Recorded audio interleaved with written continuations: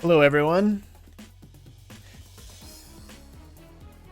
Man, I love this song. I was gonna start like 2 minutes ago, and then this song came on, and I was like, I want to listen to this song because I haven't listened to it in a while. This is a great Super Mario RPG remix. But happy Friday. The weekend is here. It was a pretty busy morning at work, but I decided to stop work around 1 and felt like doing some streaming, so that's what we're gonna do. We're doing another RingtoneAttack stream, actually. So, been wanting to do one of these for a while. And, yeah. In the spirit of the holiday Halloween season, we're gonna do some ringtones for a very holiday-appropriate themed game called Akumajou Densetsu, or Dracula 3. I'm sorry, Castlevania 3, Dracula's Curse. Akumajou Densetsu is the name of Castlevania 3 in Japan. And the reason we're going to be making ringtones specifically for the Famicom version of the game, instead of the NES version of the game, is because the Japanese version of the game uses a special sound chip on the board called the VRC6. What it basically does is adds 2 additional square wave channels and what's called a saw channel. It just gives the music a lot more depth. It just sounds overall better. So that's what we're gonna do.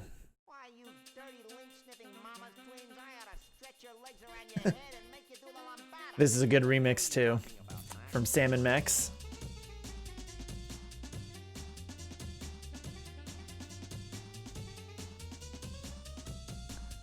We could be listening to this music all day, but what we're gonna do is we're gonna get started. So let's see, scene, RingtoneAttack.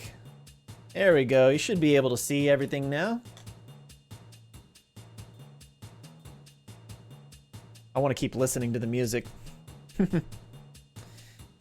Alright. So, things you're gonna need to make ringtones for the NES. You're gonna need the tried and true Winamp audio player. The only player on the interwebs that kicks the llama's ass. And then you're also gonna need a plugin for Winamp called NSF Play. The version you're gonna want is the latest version, 2.4. Made by a gentleman by the name of Rain Warrior. He has a website. If you just search NSF Play, Rain Warrior, you should be able to hit it pretty easily. Other things you'll need: Audacity to edit files. You'll need some sort of audio program that will convert WAV files to either FLAC or MP3, or if you have an Apple phone, something that will do ALAC or AAC. And yeah, I think that's about it. Might need a copy of iTunes. Alright. So, since the last RingtoneAttack stream, I did a little tweaks to the settings for NSF Play. And I guess I can show those off here.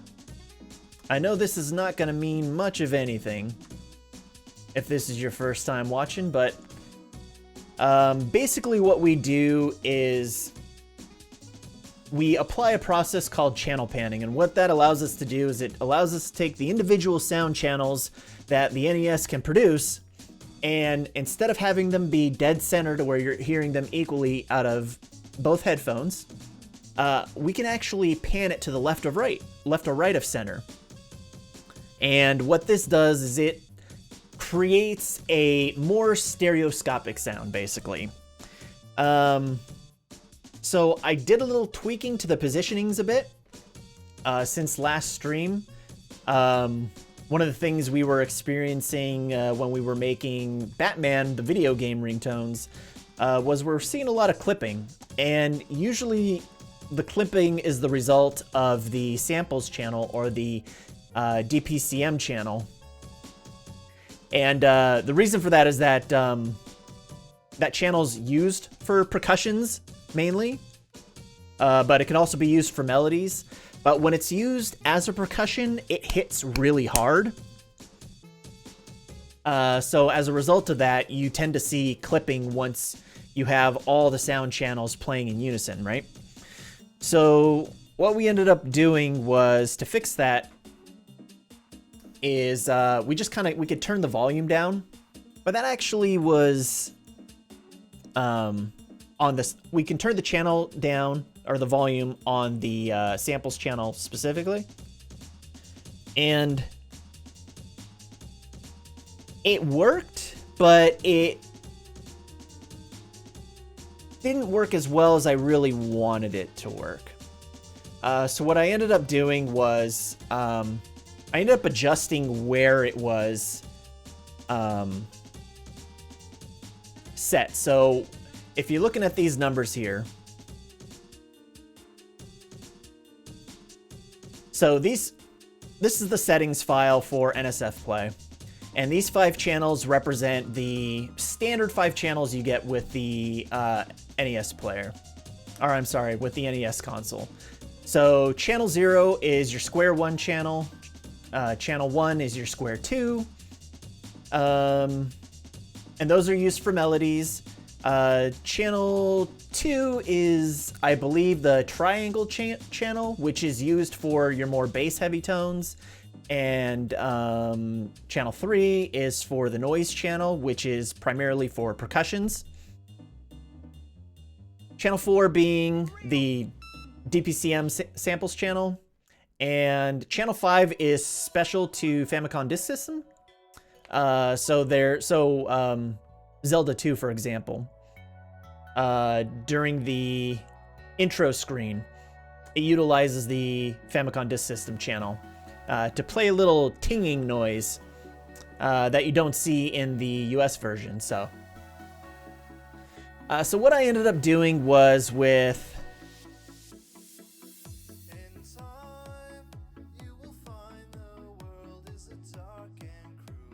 let's see, what am I trying to highlight? Here we go.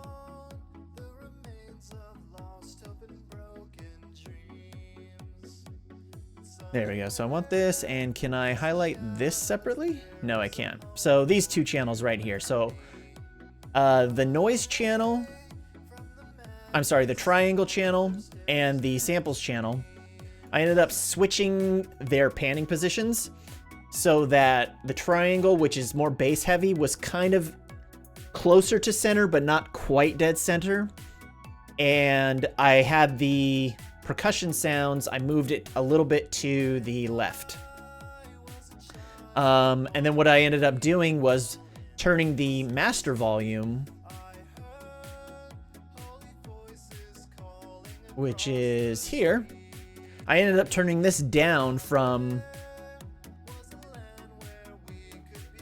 255, which is the max volume, to 192. I think that was a drop of... How much is that dropping?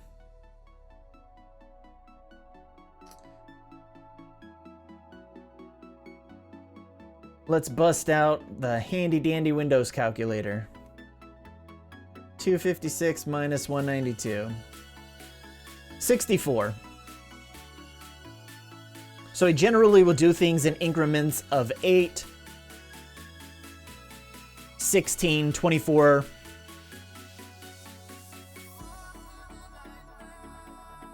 You know, 32, so on and so forth, because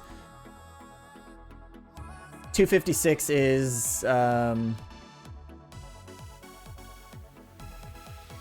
what's the correct mathematical term to describe it? Base 8 or something like that? Or 8 divides evenly into it? Primarily 8 bits, basically, is what that represents. Anyway, getting too into the weeds of things.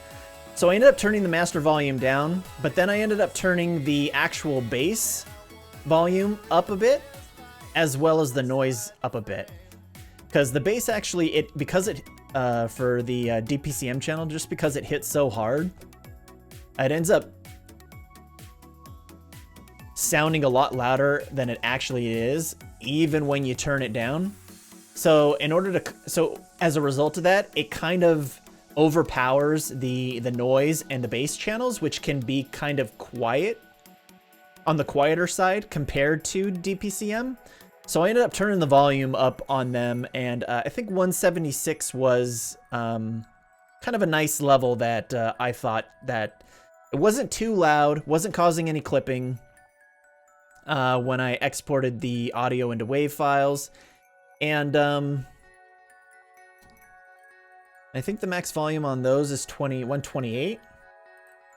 Yeah, so it was just a good volume so that you could really kind of make them out a little bit more clearly without, you know, like I said, seeing clipping or having it overpower any of the other sound channels.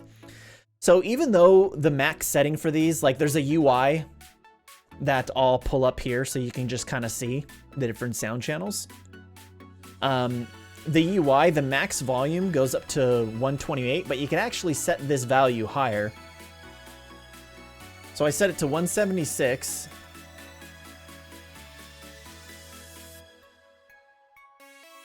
Yeah, so I increased it by 48.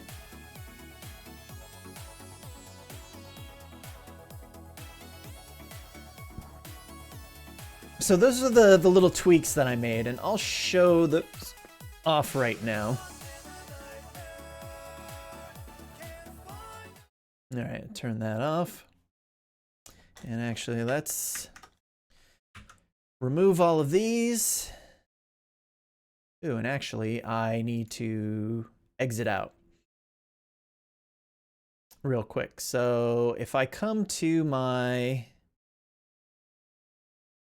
plugins folder for Winamp, so this is where all the plugins are, and I actually keep my NSF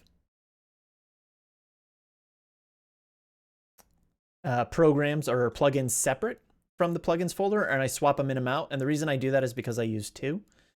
I use an oldie but goodie, not so fatso, which I use primarily for just editing NSFE files. And the difference really between an NSF and an NSFE file is that NSFE allows for metadata. So you can add things like track listing and timestamps and stuff like that. So I basically use this to get the track names and, you know, the timestamps and just other game information, which I use once I convert everything to WAV. And yeah, so Not So Fatso is really good at grabbing the NSFE file information. So I use that, but you can't have them in the plugins folder at the same time because then Winamp doesn't know what the fuck, which program to use. So it acts all wonky. So you have to swap them in and out. And I found that just having a separate folder where they stay and then swapping them in and out whenever you need them is kind of the best solution. So I'm just going to take the NSF Play plugin, just throw it in there. Of course, Windows is going to ask me, do I want to do this? And just say yes. All right. So, but when you do that swapping, Winamp needs to be closed. Otherwise, it's not going to recognize the file being brought in. So I have, oops, let's,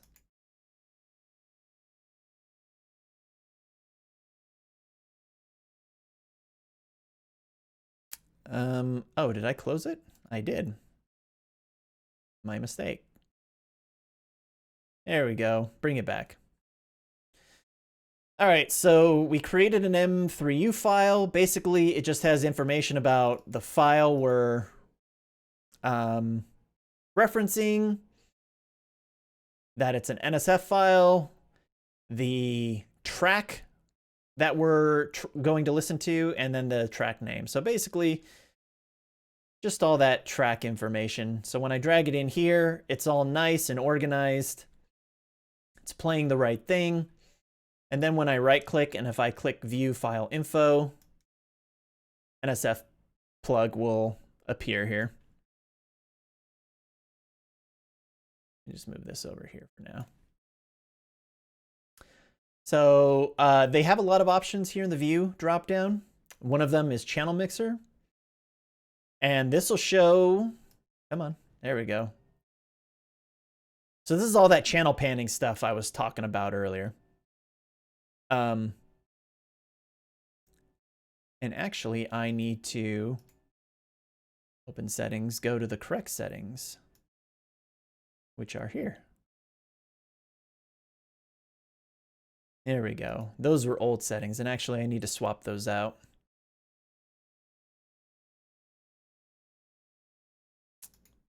There we go. So here you can see the channel panning, and this is basically just what I was trying to describe, is that you have your volume slider here, and then you have your panning slider here, and then you have the different sound channels that are available for the NES. Now these first 5, or I should say these first 6, are the ones that comes, I'm sorry, these first 5 come standard on the, with the NES sound chip. I can't remember if FDS, which is the Famicom Disk System, comes on the NES, or that's actually on the actual game carts. But let's just assume that it's on the game carts for now. And that's pretty much the same for all these different sound channels, is that these were all just chips that were included with various different titles. You can find a Wikipedia of you know, which games have which sound chip.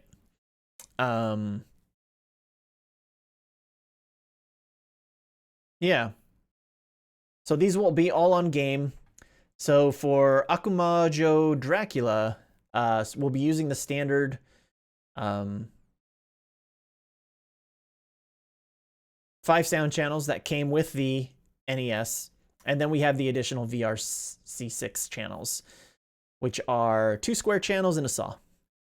And you can kind of see here that this is what I got the panning settings to. And these ones right here almost look like they're center, but they're not quite center.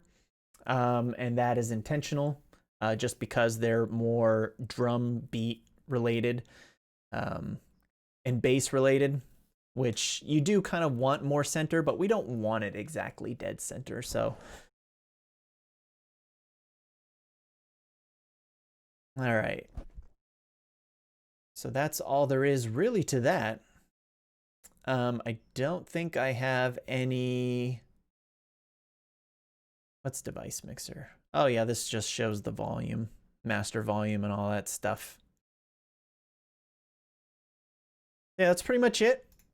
So we've already gone ahead and we got our M3U file set up. We've dragged it into Winamp, got all our files showing up here real nicely. If I go to options on Winamp and I go to preferences, put that right down there at the bottom. If we want to create WAV files, we're going to want to pick the null soft disk writer. And if we want to go and just play music, we would have the direct sound output selected. So if I select, let's do Mad Forest, just play that. So yeah, you click on the song and it plays.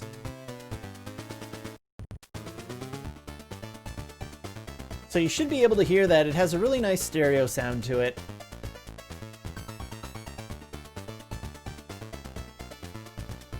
And it's not a pseudo effect either, which is really nice. It isn't like we added echo or reverb to simulate a stereo sound, which really is just reverb is like,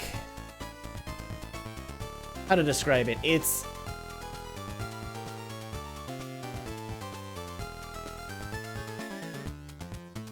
reverb is how long sound persists, meaning like how long you can actually hear it, whereas echo is the reflection of that sound. So like if I say something and it hits the wall and bounces back, that's an echo. And the reverb is if I shout something, it ends up bouncing off all the walls. And the reverb is how long that sound will persist till you can't hear anything at all. So you see people on YouTube posting videos with their pseudo stereo sound, and it just makes it sound like it's in a big concert hall, so to speak. And that doesn't really sound very good in my opinion. So here we're actually changing the positioning, and you actually have a more authentic stereo sound. All right, enough of playing that. Let's get the audio files created, and this is going to take some time. So let's go to the configuration settings just so you can see how things are set up. Basically, I got my file set. So Akumajou Densetsu. And then I have it going to a wave folder. And then the only other thing to change is the conversion format, which we have set to 4800 kilohertz, 16-bit stereo, which is pretty much the maximum setting that you can select for Winamp. It doesn't have a 24 bits option, which is fine. 16-bit is more than enough to accurately reproduce the sound being created. 24-bit is obviously a little more accurate, but not much, and it really just creates more larger file sizes. So it's really not necessary. I mean, you pretty much get an accurate representation using 16-bit. We're just say click OK, and then we are just going to make sure that shuffle is off. And yeah, double click on the first one and let our 8-core 16-thread CPU go to work. Let's see, RingtoneAttack, ringtones, wave. There we go.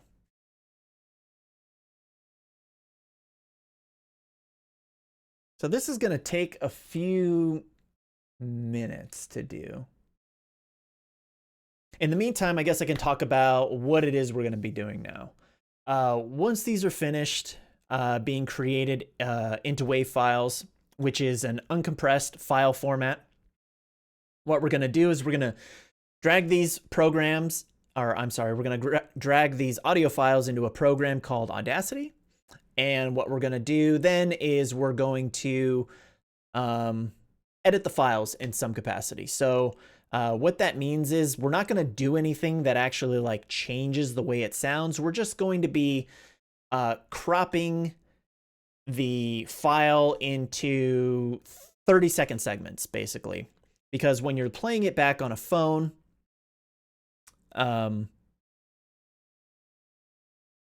you know, when someone gives you a call, your phone's only going to ring for about 30 seconds before it kicks them into voicemail. So while you could have the entire song playing, you're only going to hear the first 30 seconds of it, right? So not only is that going to take up, you know, space on the phone, so you have less ringtones, which is not very good. But you also don't get to, it's just the first 30 seconds. And sometimes a song might have like a 15-second intro, right? And that's half your ring, right? Before it gets into the main melody of the song. So what we'll do is like, we'll maybe crop out that first 7 to 15 seconds and then just have 30 seconds starting from where the song really kicks in. Or maybe it's like too long and there's like multiple segments that are kind of cool to listen to or would be cool to just have as part of a ringtone. So we'll make multiple edits from a single sound file. So that's basically what we're going to be doing. And then once we do that, then it's just creating the different formats. So we'll be converting Wave, which again is a lossless audio format. We'll be converting that into FLAC and ALAC, which are also lossless audio formats. Meaning they're completely uncompressed. So like all the data, all the information there. They're a little larger in size, but because it's only 30 seconds that we're dealing with at a time, it's okay. Having that using the little extra space for a little better quality is okay in my book. But we'll also be creating MP3 and AAC audio formats, which are a lossy format, which are more conducive. Is that the right word I want to use? Yeah, more conducive to smaller file size spaces. But phones these days they tend to have okay amount of space. I mean, it could definitely be better. But if you have a phone that allows you to plug in a micro SSD card, then it's like space is not an issue for you. So if you wanted to, you could just have all the lossless audio files on there and be totally fine.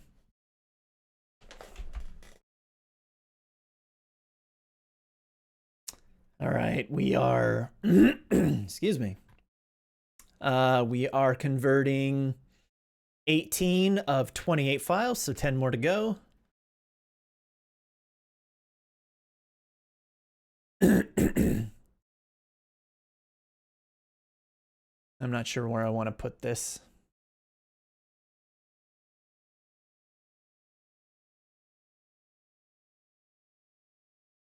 Let's see.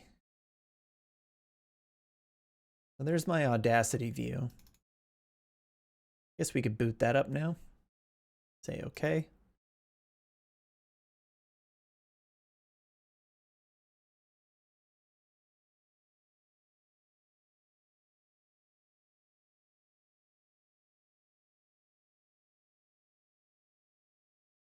Oh, I have it locked.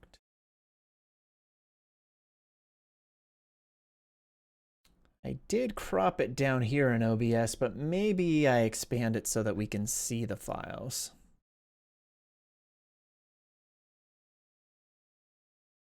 But maybe it's not super necessary. I mean, you guys don't really need to see that.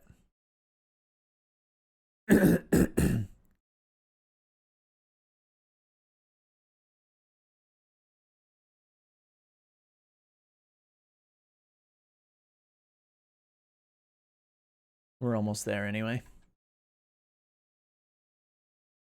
Why don't I take a quick break while that's doing that? And I'm going to go grab a quick glass of water. I've been talking a lot and I forgot my water, so.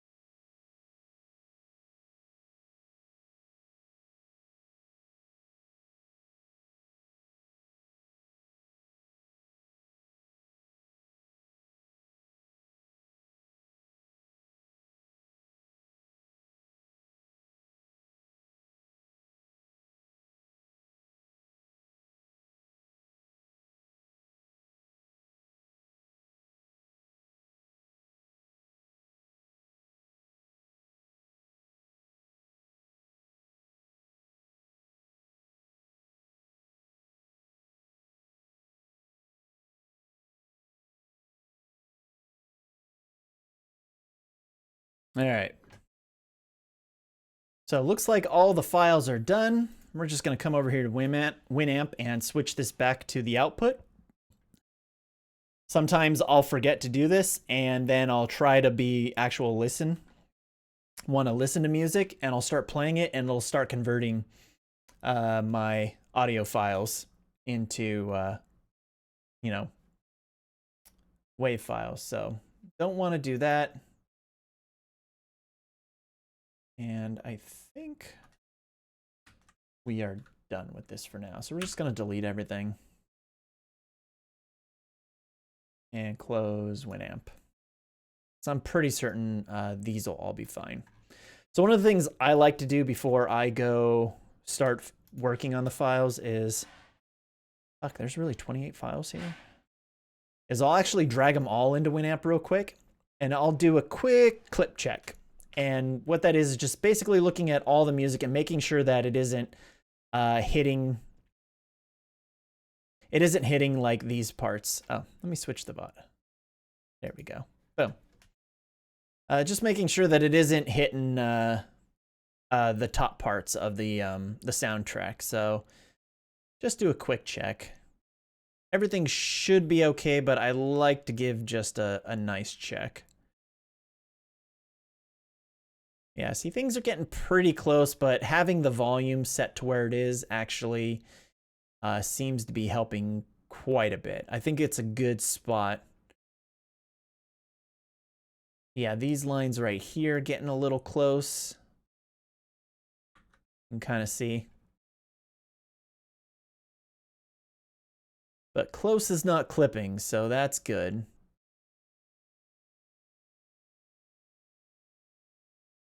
Everything looks good there. It's good there, that's fine.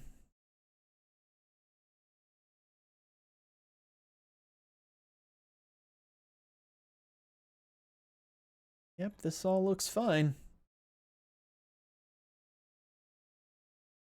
I'm sorry, kind of scrolling through these a little quickly. All right, that's everything. We're just gonna exit because that's the easiest thing to do. Say no to saving the project and then just reopen Audacity. All right, we got 28 files to go through, so let's do this. Let's get the party started. All right, Prelude. No groove music. Bad groove music. All right. So if you've never played Akumajou, can never say it properly, Akumajou Densetsu, you'll notice right away that the music just sounds differently.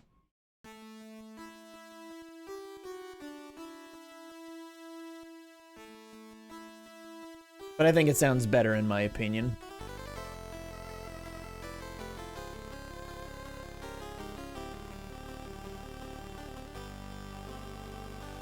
Turn the volume up on my mixer here real quick.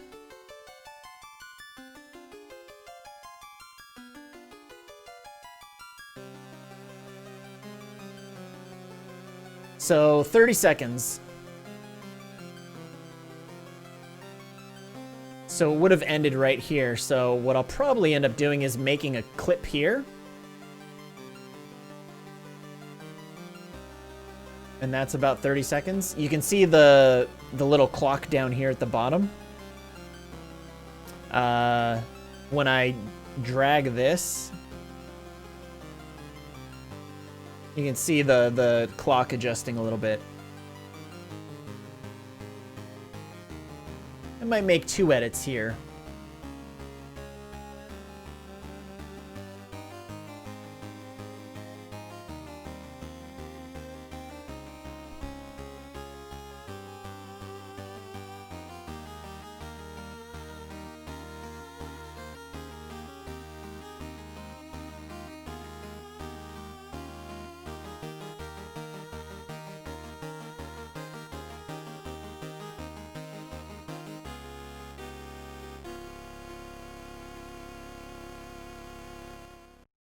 Yeah, 2 edits sounds good to me.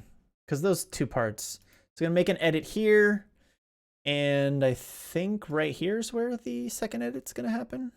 We'll double check after we do this first one. So yeah, so it's gonna so when someone calls you, it'll start off here.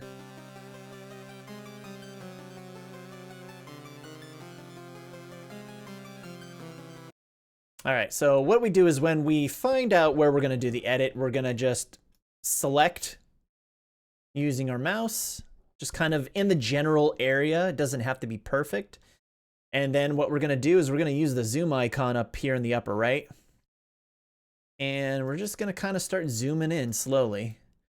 And you can see, like, as you start to do this more and more, you're going to start to really notice when parts of the song are making transitions to different parts of the song. So right away, I mean, you can see, like, you have this part and then it changes abruptly right over here. So we're going to go ahead and select there. And we're going to keep kind of zooming in. So now it's a question of where do we want to make the actual edit? And just by kind of looking at the wave form and how it looks, we actually might want to make it here. But also remember, you got to look at both of these tracks, right? So like looking at this, like this little area right here, I mean, it kind of looks like when you look at this top track that this little wave segment kind of looks similar to the stuff over here. But if you look at the bottom track, you can see this little spike, which looks more like how everything else here looks. So it might be better to just make the edit here to include this second part. So we're going to select it there. And we're just kind of zoom in. And actually, this is a pretty simple edit.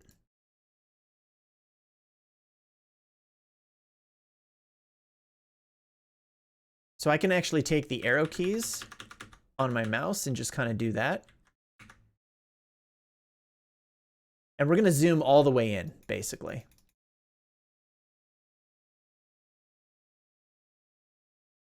So yeah, here you can kind of see the dots. They're going up above the line. They kind of dip below the line. And then they kind of flatten out either at this little point or this little point. And then they start to go up a little higher. Actually, looking at this as best I can,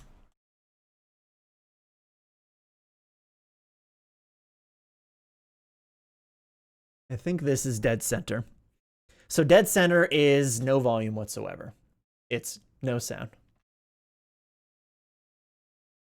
So let's finish zooming in. And then I'll take the arrows and then I'll put it right dead center of the dot.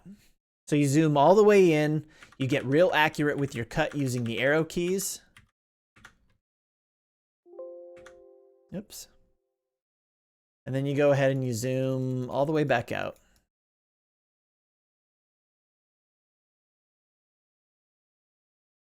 And I might kick it in one more. So now what I do is you wait for this little hand icon to pop up. You bring your mouse cursor over. And then you click and hold and you drag it over. And we're going to drag it over to about 31 seconds. And the reason I do 31 seconds is because when we actually convert the wave to our other audio formats, we're going to set a parameter that says we only want this track to be 30 seconds. So we're going to end up clipping off that last little 1 second part. I just have it there as kind of a buffer.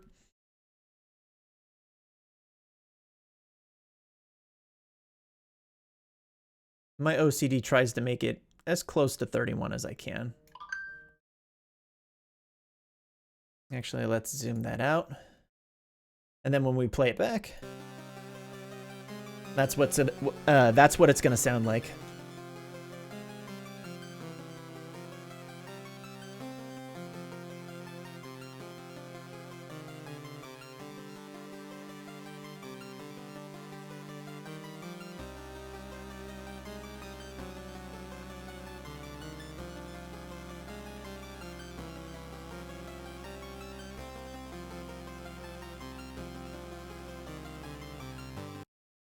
And there you go.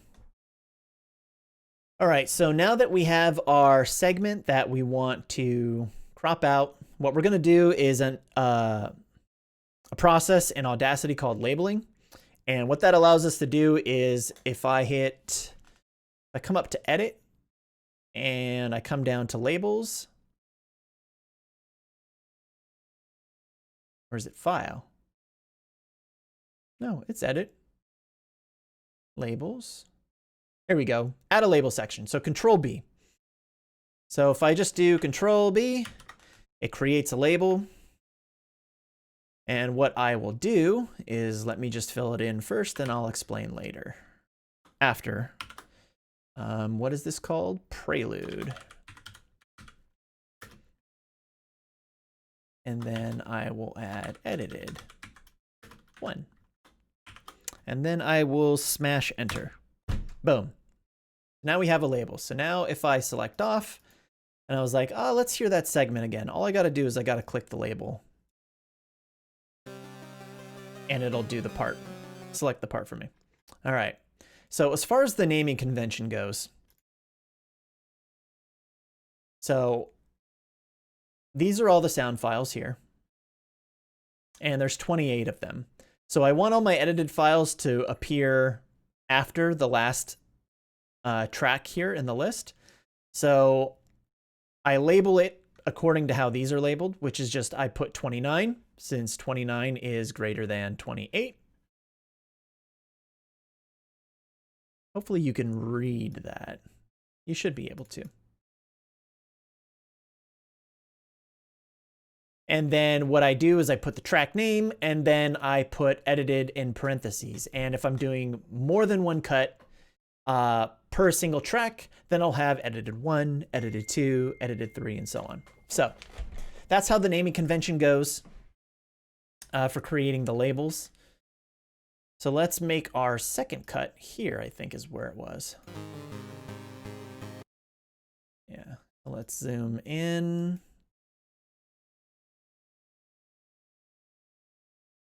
I want to check out this area.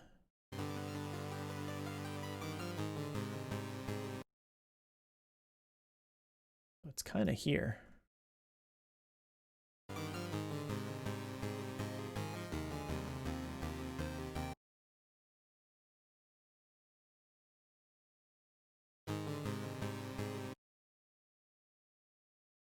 You got to do it here. All right, so that's kind of where it begins. I'm gonna move this over a little bit. This is gonna be more of a tricky edit.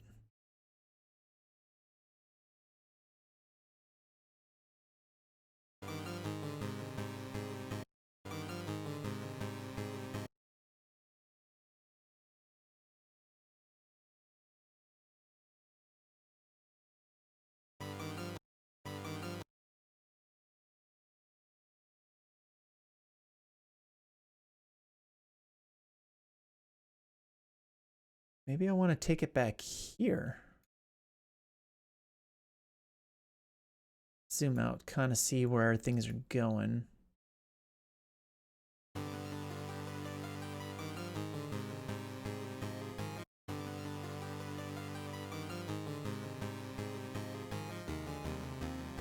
No.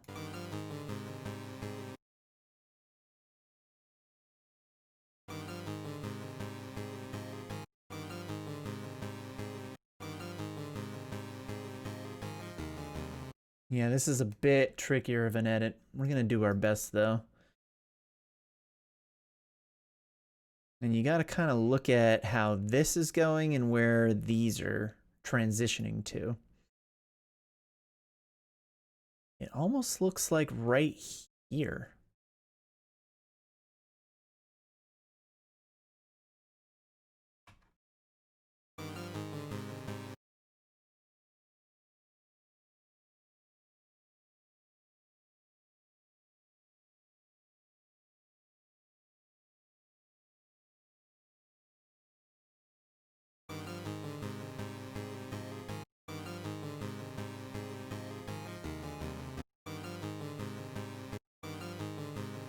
Okay, that's where we want it. Because what's back here?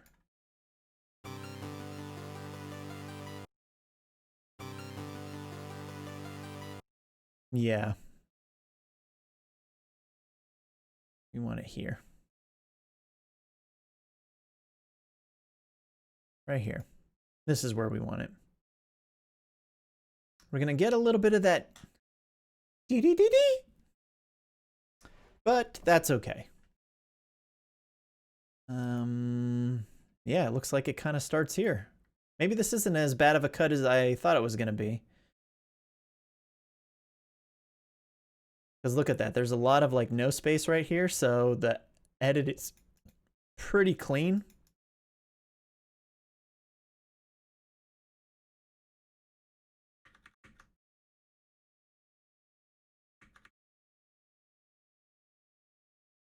Could probably just take it here. Let's zoom out a little bit and see how that looks. Yeah, those look pretty center.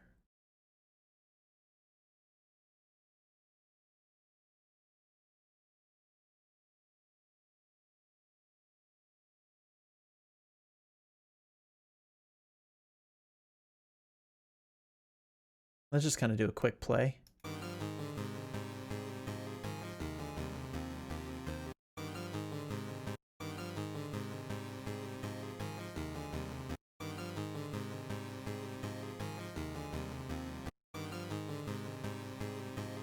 Okay, I think that's okay.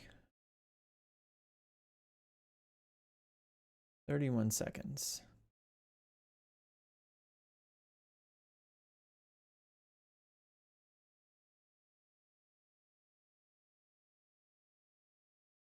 So, do our Control B. Now we got 30 underscore prelude. Edited. 2. Okay.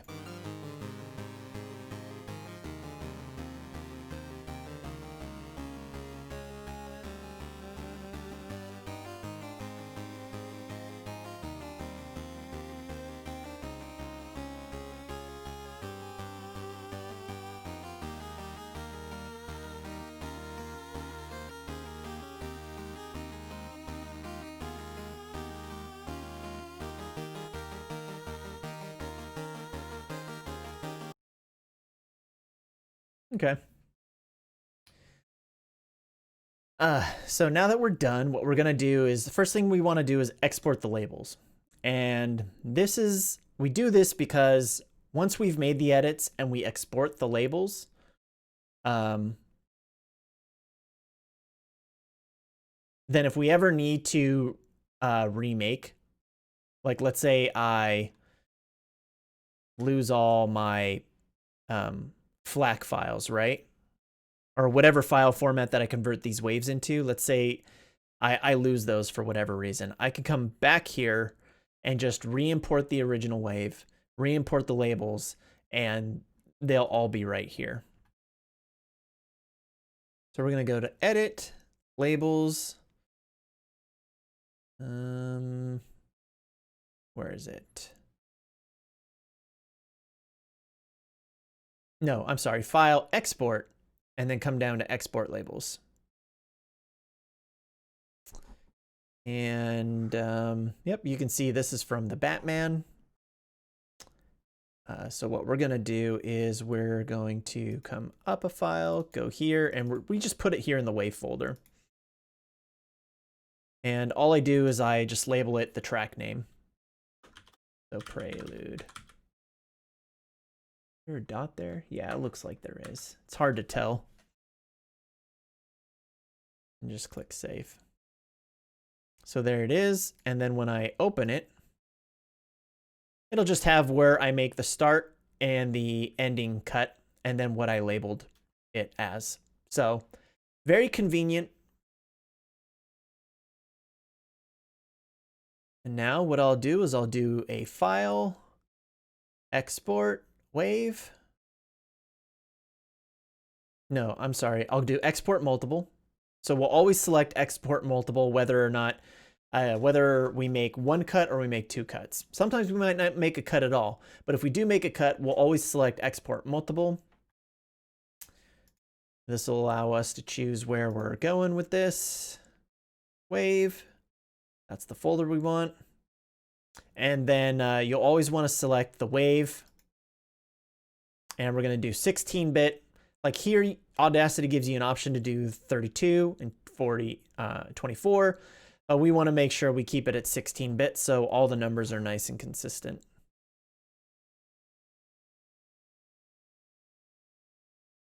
And then we just do export. And we're gonna make this 29 for now. And just click OK. We're gonna do the same thing here, 30. Click OK. Boom. And then when we're done, we just do that. So let's say I wanted to import the labels. I'll just go import labels. And then I find where my labels are located for this file, which is in the same folder as the wave. Boom. And then they are. And I can just select it and play. Same thing with this one. So definitely convenient. And then if you want to take a look at the two wave files we just made, there they are. Do solo, solo.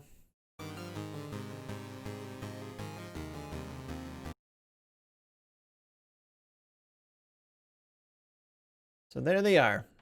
All right, next one. So this one is only about 53 seconds. So we probably won't need to make an edit here, but we'll see. Oh yeah, I remember this. This is where you get to enter your name or you do a password.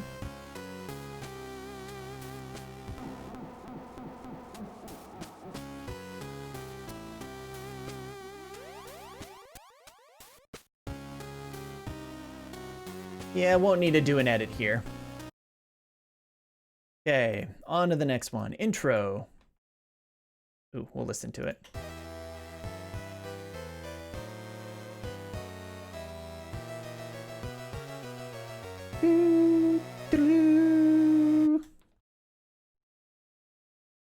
Are you ready for it? Here it comes.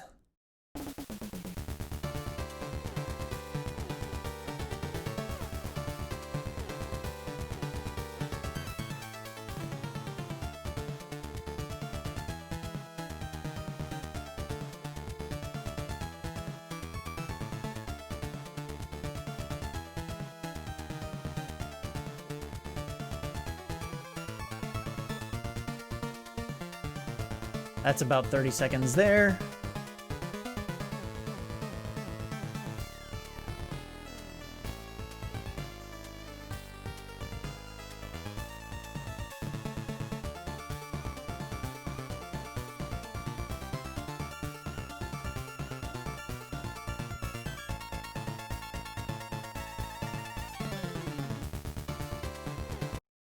So we're gonna make one edit here.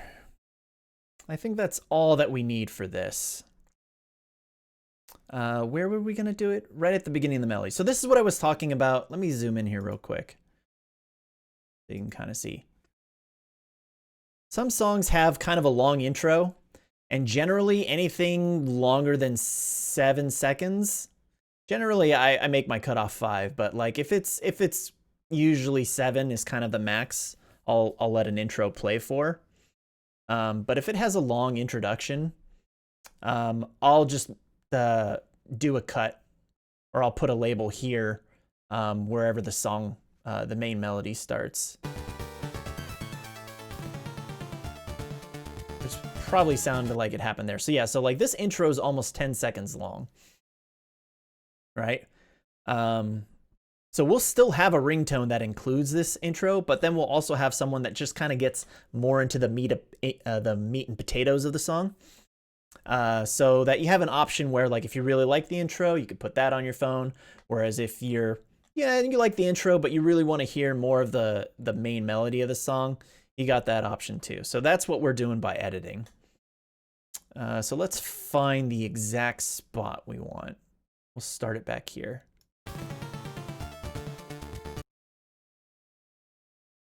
start zooming in.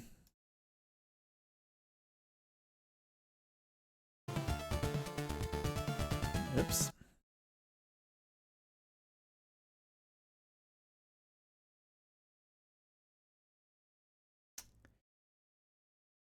Okay, there we are. So it looks like it's there, actually. Let's kind of double check. Oh no, it might be back here. Yeah, it's back here.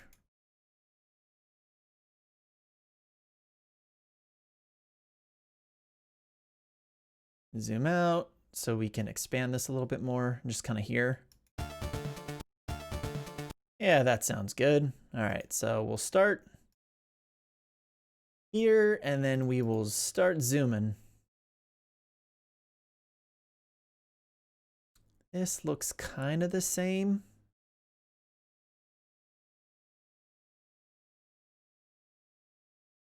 It'd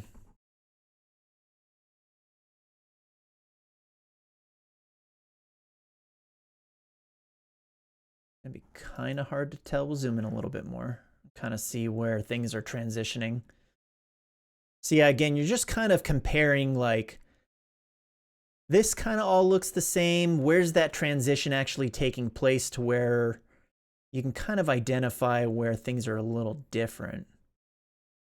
I kind of feel it's right about here.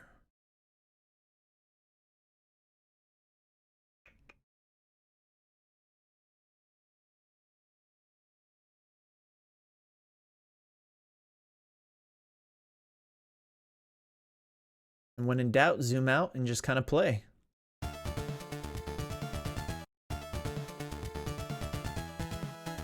That sounds pretty good. Zoom back in. Just to kind of check. Let's see. Because you could probably put something here. But these little spikes right here, like you don't really see back this way, so you probably want to capture those, in all honesty.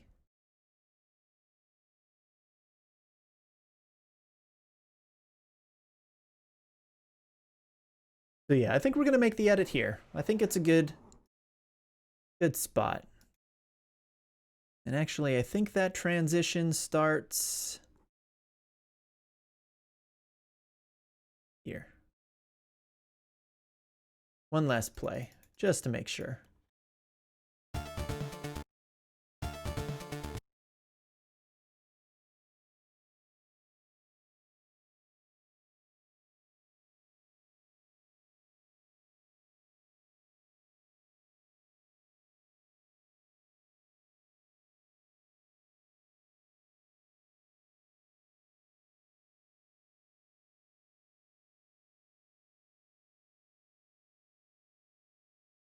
Let's see, and move it over like this.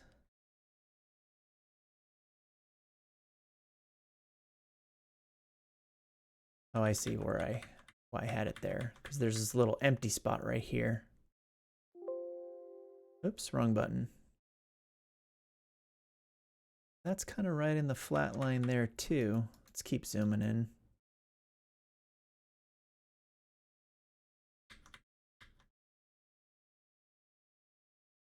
See, these dots don't quite level out here, so it's kind of... I'm trying to find a spot that's as close to the line as possible. This probably looks like the best spot, honestly. Because both these dots are actually really close. So we're going to put it here. Kind of see where that takes us.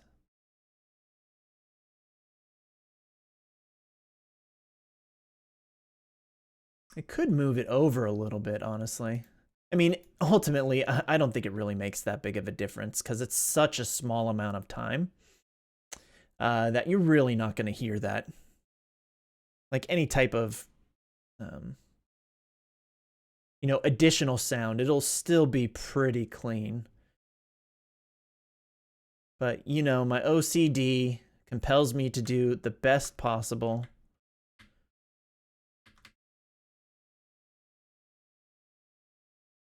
So, like, I could put it here.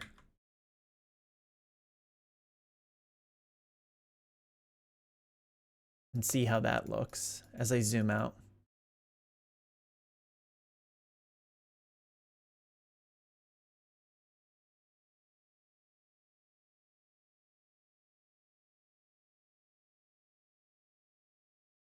Okay, let's take it to 31 seconds.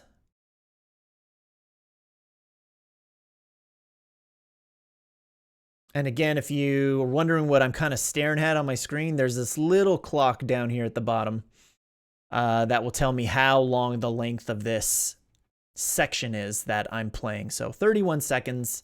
Again, we'll be cropping off that last second when we actually convert to our different audio formats. So it's just there for a buffer. But let's hear this.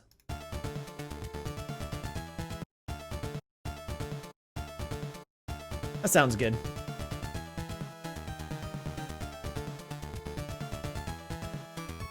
Do Control B to create our label. And I think we're on 31.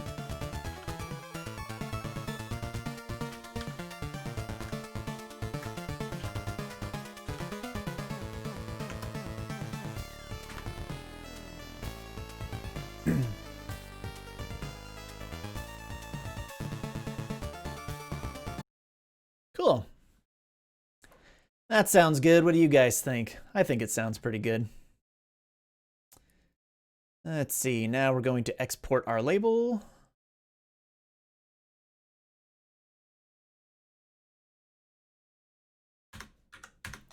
And we're going to name this beginning. Did I spell that right? Begin with 2 N's. Then an ing.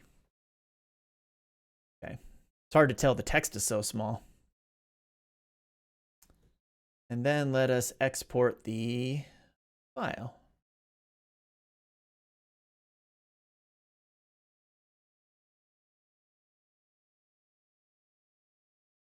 And make that 31.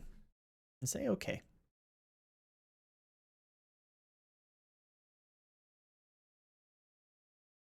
And here's our edited file.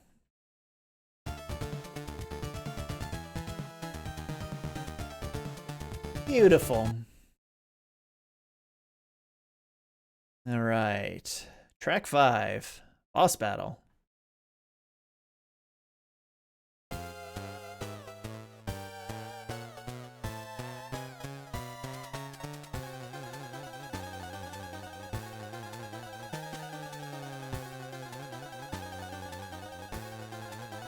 Might not make an edit here.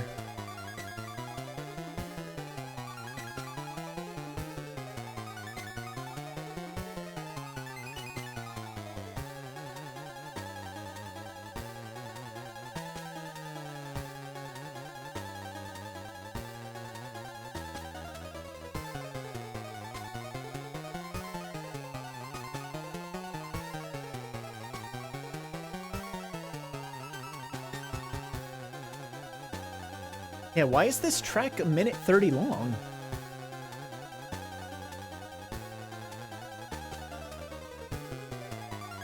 Interesting. Usually the way these tracks are edited is, or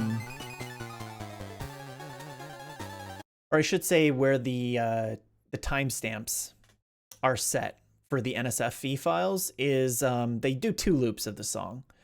But this is actually doing, it looks like 3. And I wonder if that was just a personal choice by the person who created the NSFV file.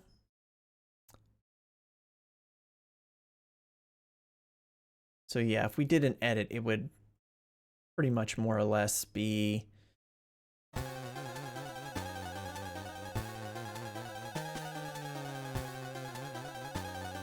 But I don't think I'm going to, honestly.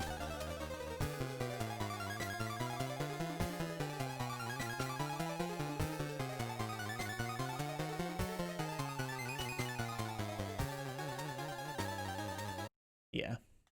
This is fine the way it is. Strike a pose, everyone.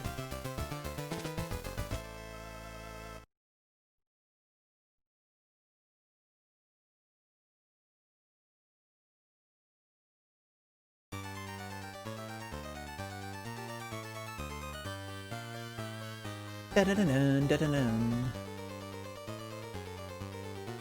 So that's about 7 seconds.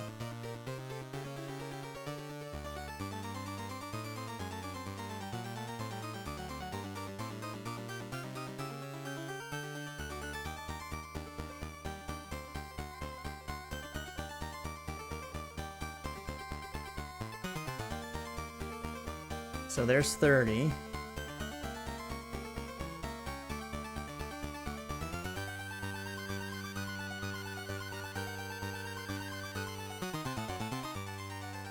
Yeah, I don't think you get... It doesn't sound like you're going to get much extra if you make the crop here.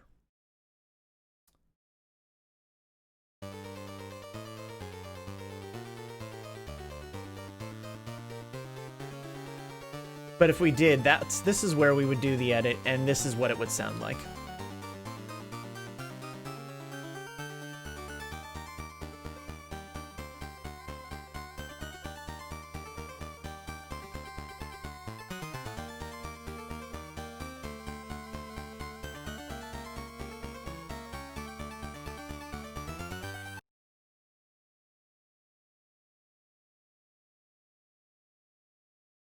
And then it's only, let's say, like 1, 2, 3, 4. Yeah, I guess an extra 5 seconds before it gets back into the main melody of the song. So yeah, I guess I could make an edit.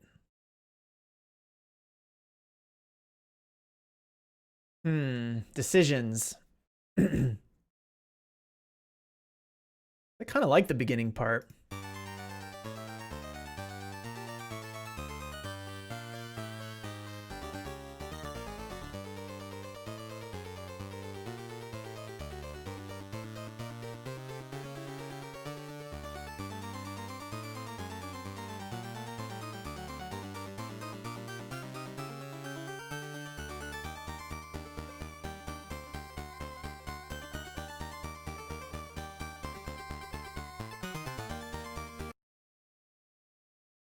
Yeah, I think this is fine as is.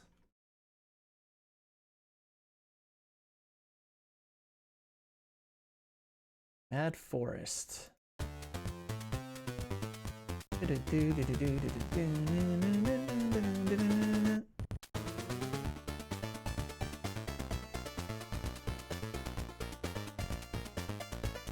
Hold on, I gotta see something.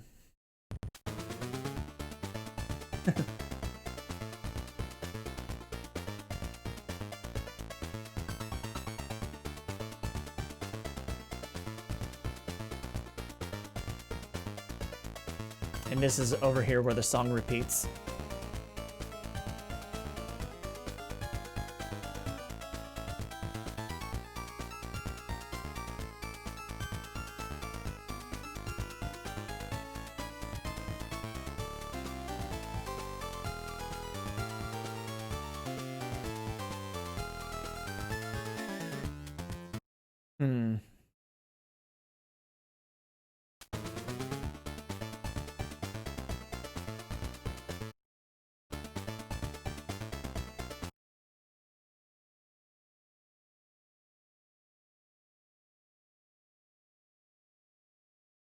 You can make the edit here.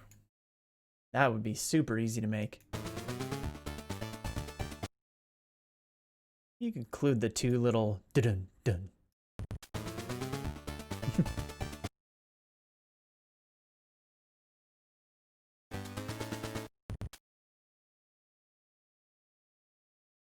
But this is more, this section here is kind of more a part of the beginning intro part, and this is kind of where the real music starts.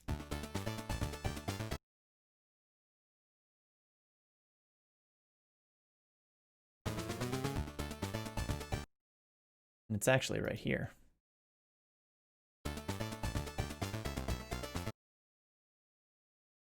So that's at almost 8 seconds. Maybe I will do a clockwork edit real quick, because that's kind of about the same spot.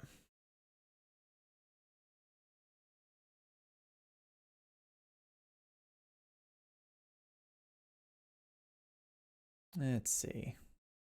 Yeah, I guess we could. No harm in doing that.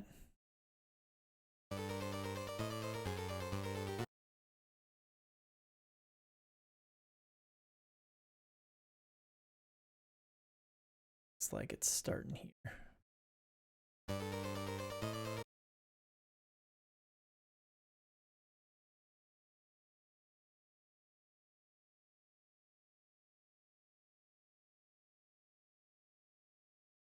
Just a little bit.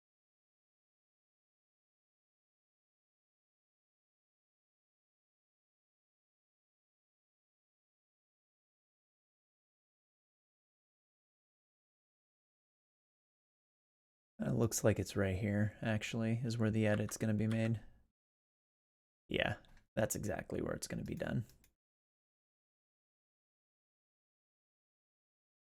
Oh, right here, actually.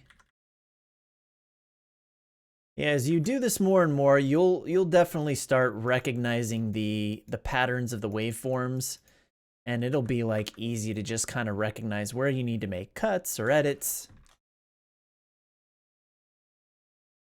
So that's definitely the spot.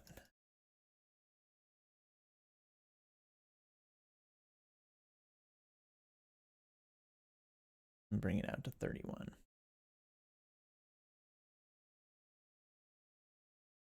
Go.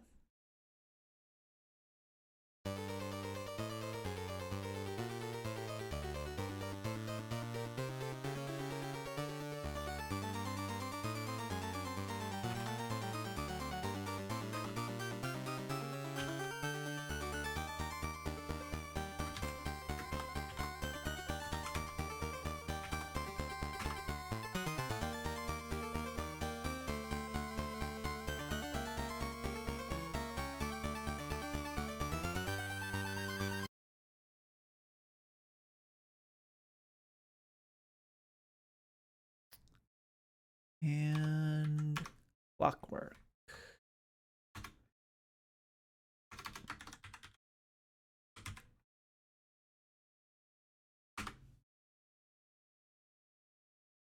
Export. And export. I got the hiccups all of a sudden.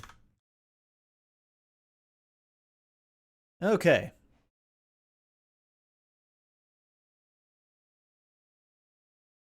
Now back to Mad Forest. And I think we said we were going to make the edit here.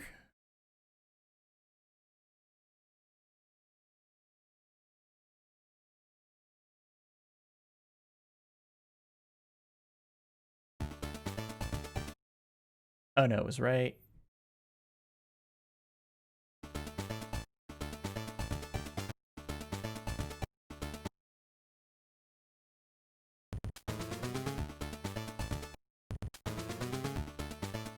Yeah.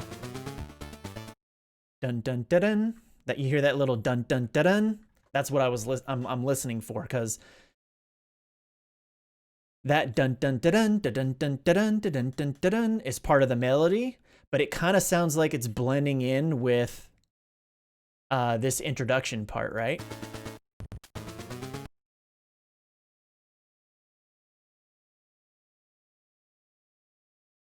So those are things you kind of gotta take into consideration.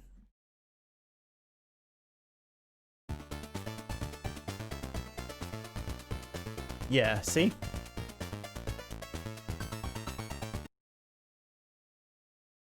All right, let's figure out where we're doing this. All right, so this is a little easier to see the transition.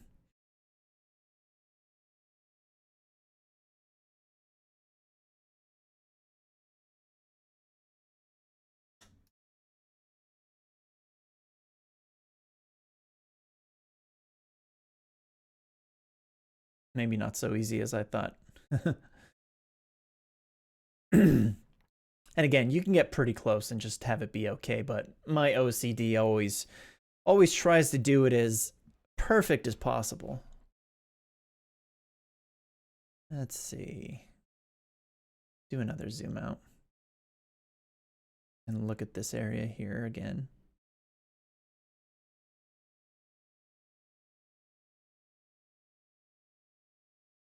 So yeah, it's doing this up and then kind of diagonally forward thing.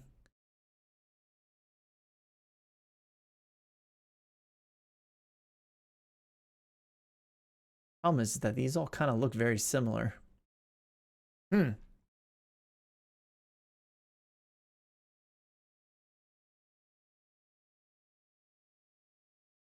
Yeah, I think when it starts to go down, that's really where I think the transition is taking place.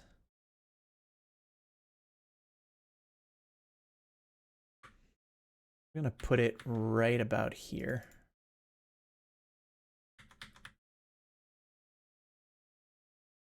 Yeah, I think here is fine. Get right in there. We'll soon find out.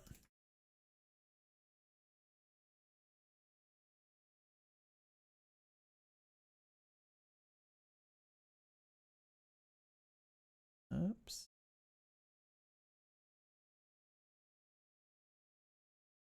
Ooh, 31 even.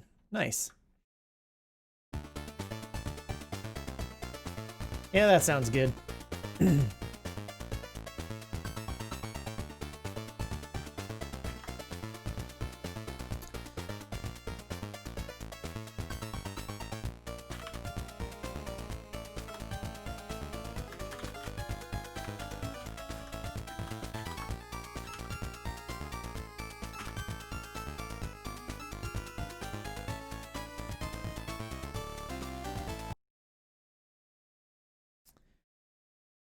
All right, rinse and repeat.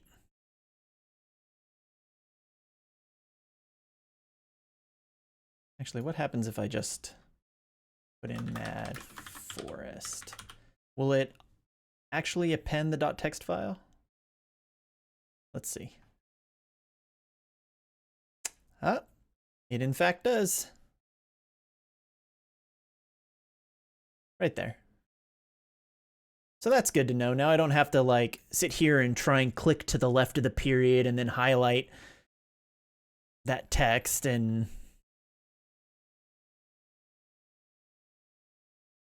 export multiple.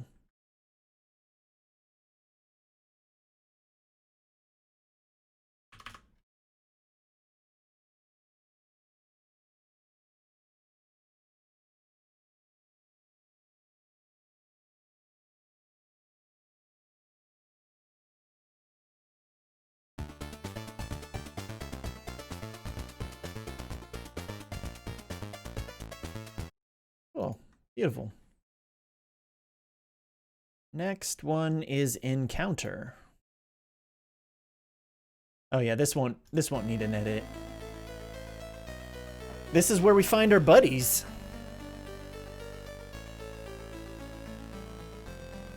Sypha, Grant, Alucard. Anybody watch the Castlevania series on Netflix? I've been really enjoying that.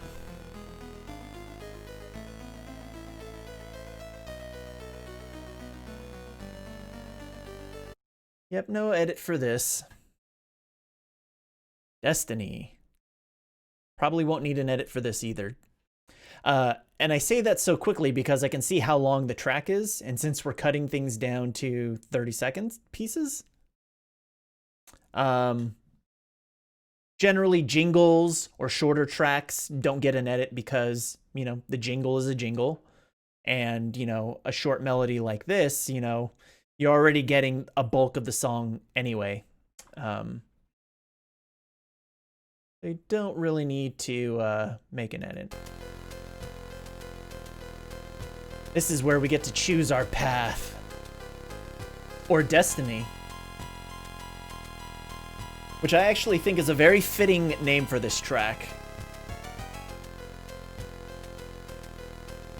just because you are choosing like an upper or a lower path. So you're essentially choosing your destiny when you play the game.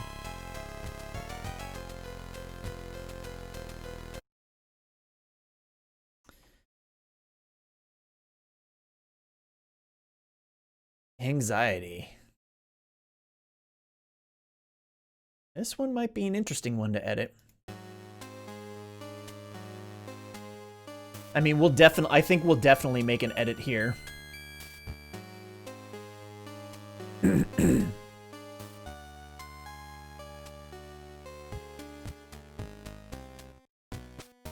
Or back here, I should say. Dun dun dun dun dun dun dun dun dun dun dun dun.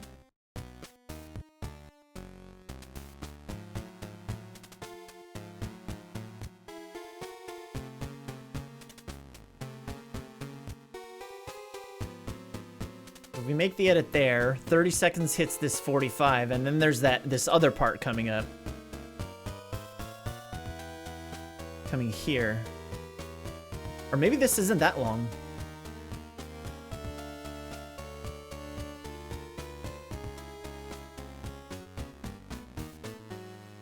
Oh no. How long is that? That's only a 13-second segment? Yeah. So I generally, like, even though this is obviously a different kind of melody within the main song, it's too short. It's kind of like at the end before it just repeats the beginning part. So generally don't include those parts. But that's all right, because you're going to have the soundtrack. You just listen to that. You want to hear that part. It's perfectly okay. But for the ringtone, not so much. Was it back here? No, right here.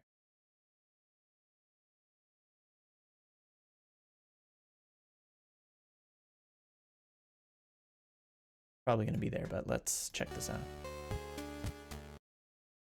Yeah. Dun dun dun dun dun dun dun dun dun. Like you can even see it. Dun dun dun dun dun dun dun dun dun. Anyway.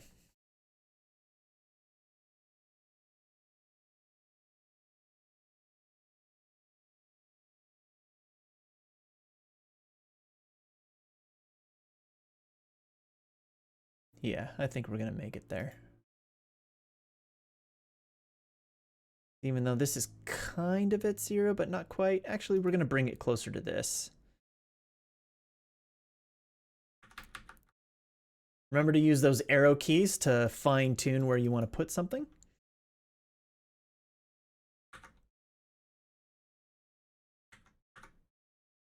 Yeah, right there.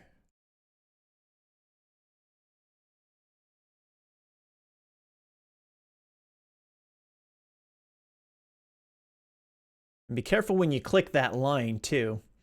Sometimes you'll miss it and you'll have to remake the cut all over again. I've done it on numerous occasions. It's very annoying.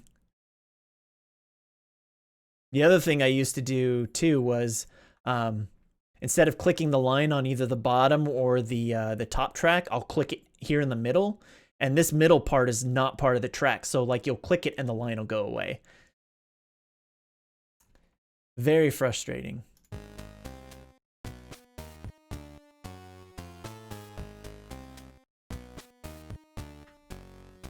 I'll show you what I mean here in a second. We on track 34? I think we are.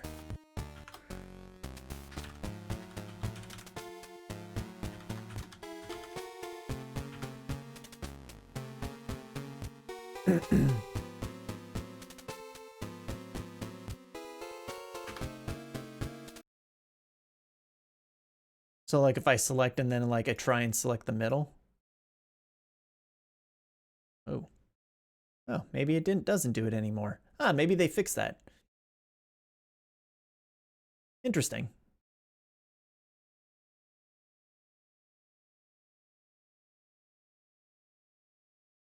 Okay.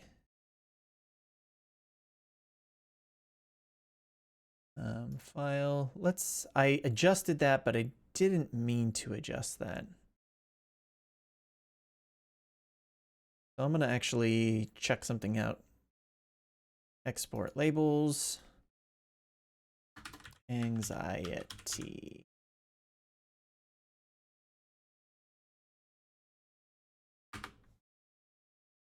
And then let me do an adjustment and then close and then bring it back in and see if that adjustment is still there. Okay, good. File, import, labels, anxiety. There we go. See, just click play. That's why we make these labels. If you ever need to close the project or it crashes or you've basically saved your work and you don't have to do it again.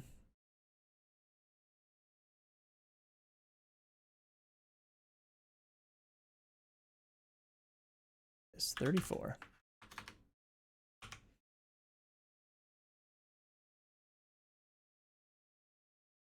Okay, edit is made.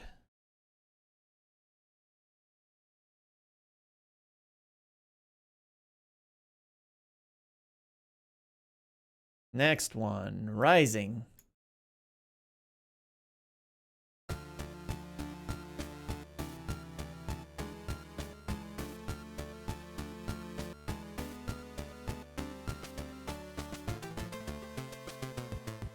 Looks like it starts there.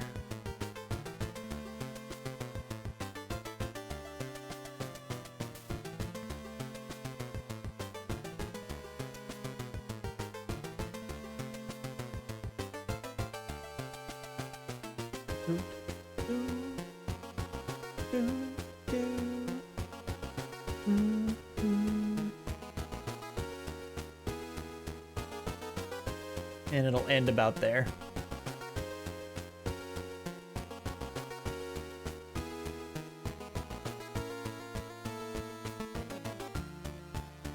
Before repeating. Okay, that's an easy edit.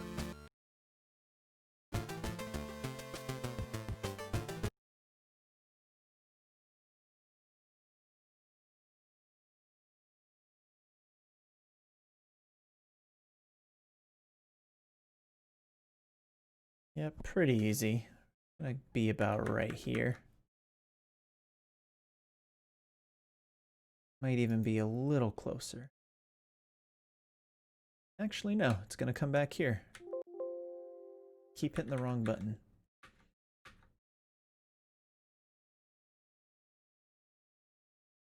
Yeah, right there. Perfect. Yeah, using the arrow keys is great, man. It really lets you dial in where you want to make a cut.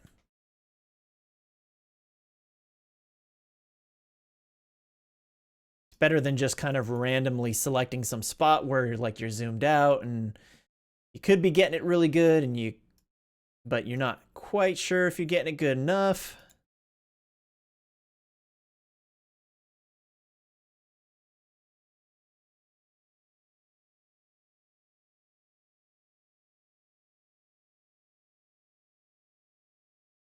Also, if there's anything I'm talking about that doesn't make any fucking sense to you, like, let me know. I'll definitely stop and I'll explain something to you or go into a little bit more detail as to like why I make a decision on something. Like, I'm more than happy to answer those questions. I love talking about this shit.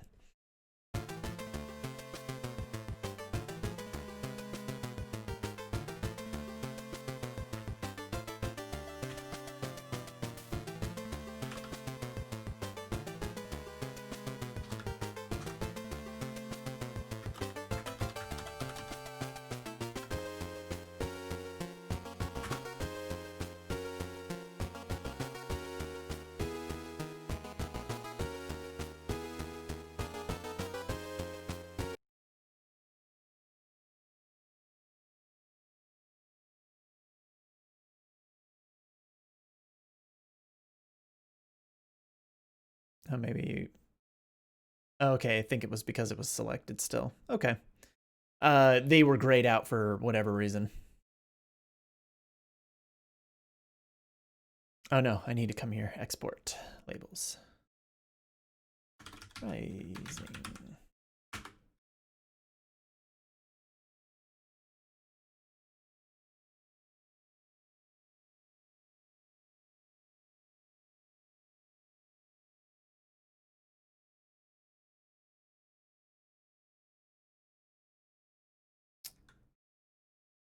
$35.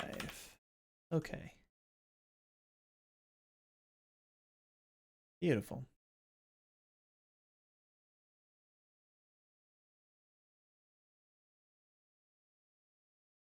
Where did we leave off? There we go. Stream. Stream.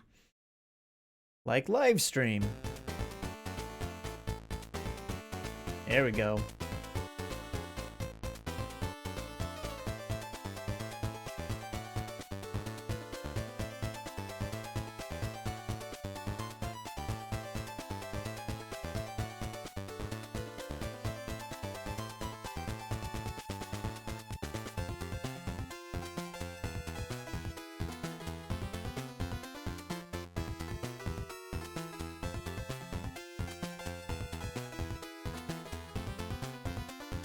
Ooh, that's actually perfect.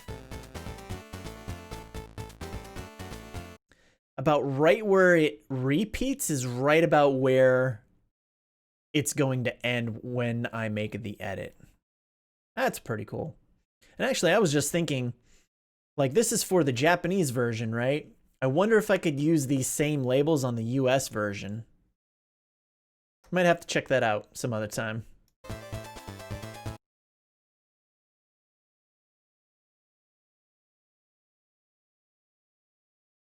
Yeah, these all look the same. I think that's pretty much where it's starting.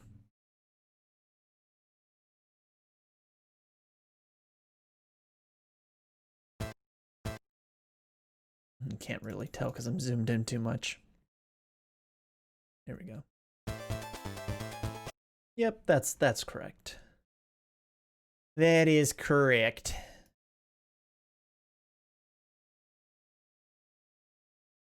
And it's hitting right there.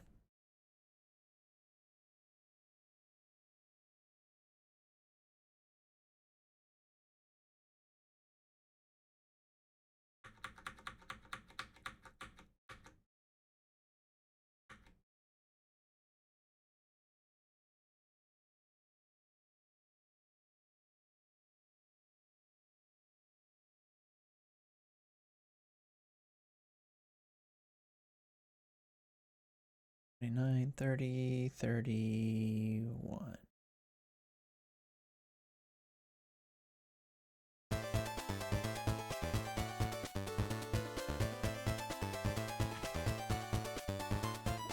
What track am I on? 36? Yes, 36.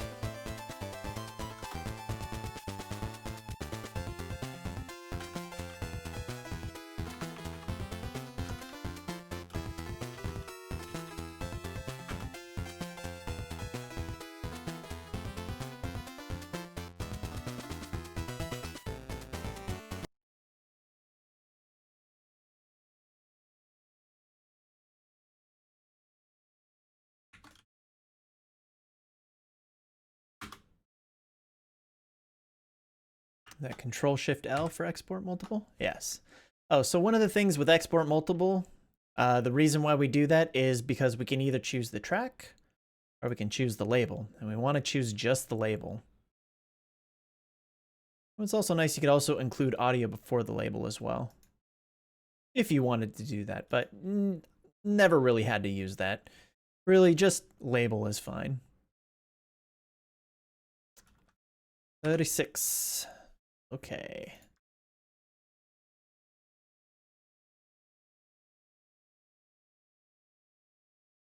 Deadbeat.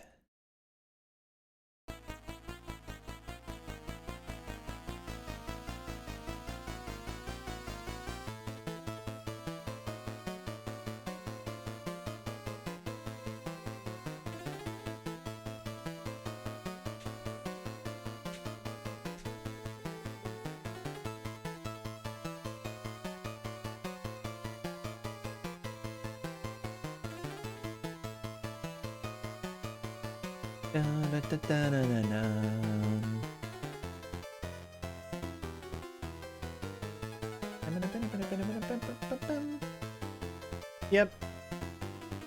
And then it's just this last part. Okay. Another pretty straightforward edit.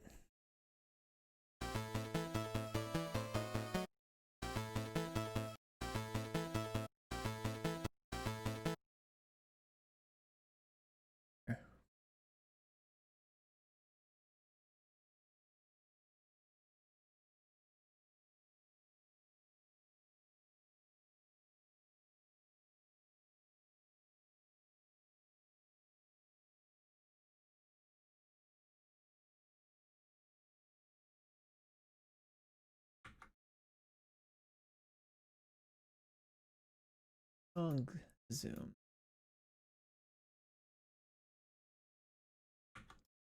Take it there.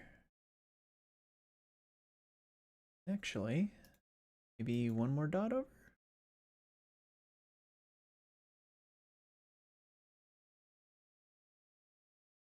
Yeah, because this one's a lot closer.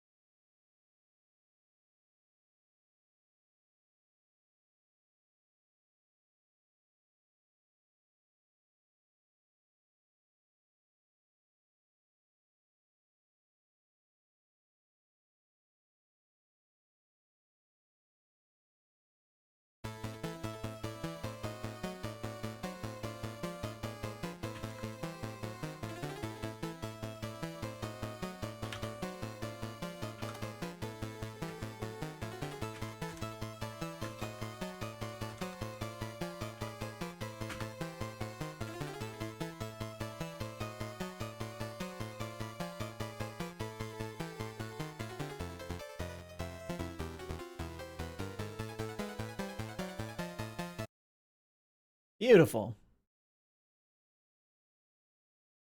Another beautiful edit by yours truly. Export labels. Deadbeat. Save.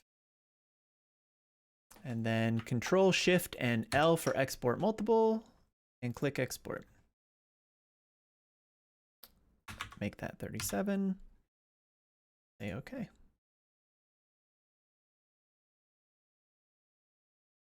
And guess what? We're halfway done. There's 28 tracks in this for this game.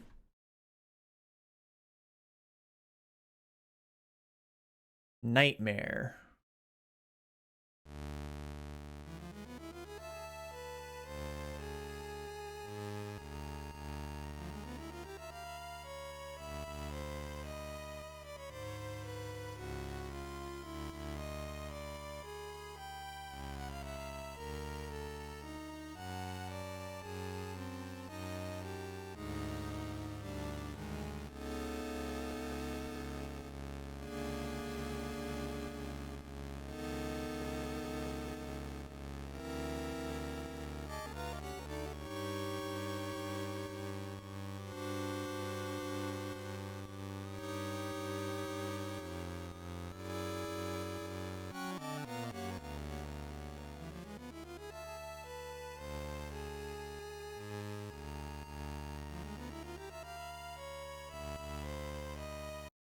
Huh.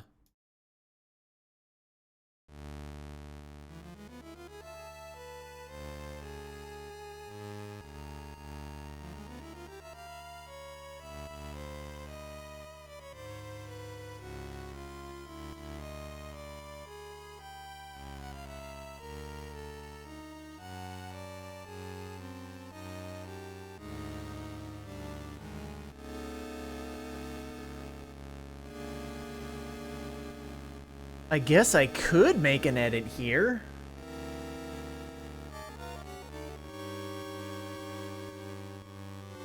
Because it all very much flows together up through this section, right? There's no introduction, is what I mean to say.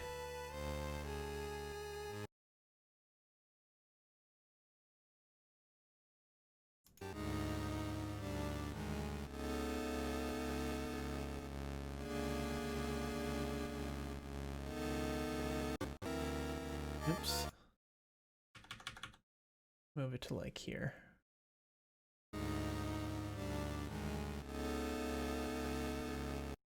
Sorry.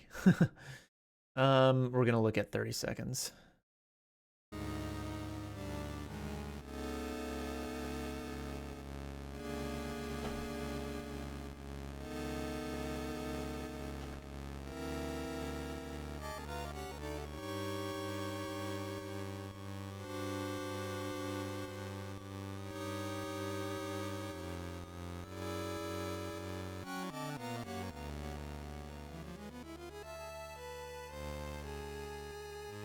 You know, it's a pretty decent chunk of the song that I think I probably will just make an edit here.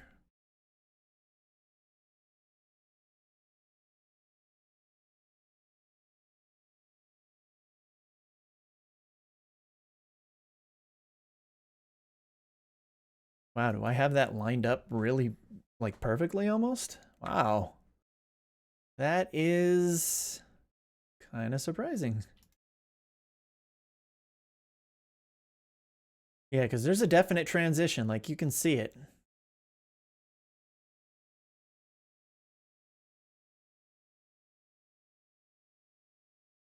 Bring it over here to the line.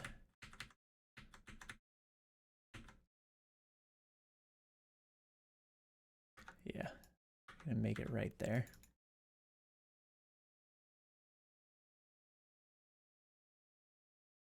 And one more zoom. Go.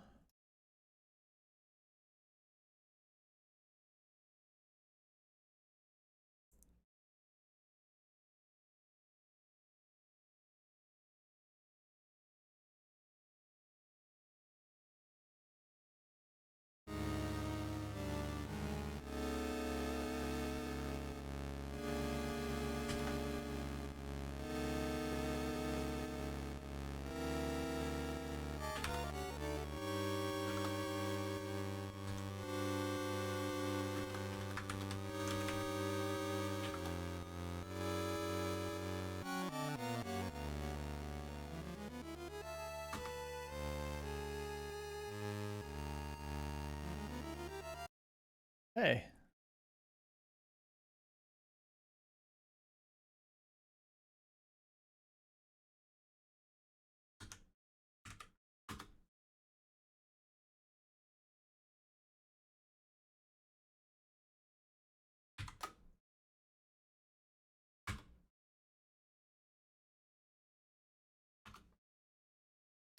$38. There we go.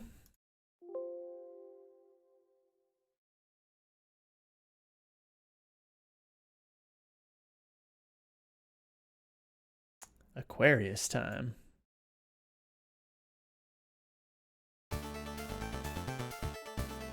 This is a little bit more energetic than the last song.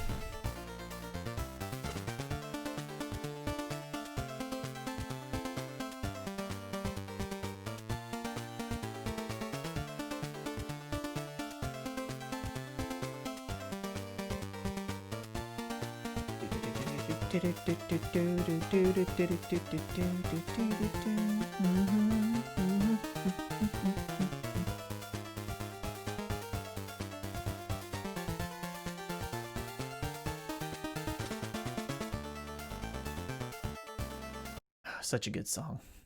Such a good song. Okay, looks like it's happening around there.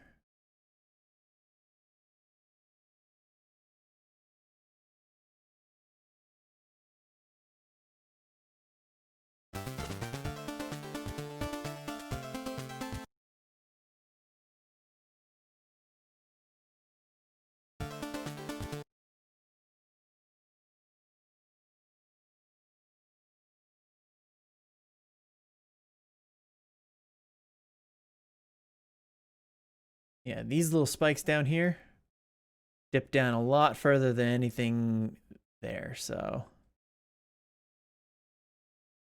it's probably about where we're gonna do it. See how things look as we zoom in.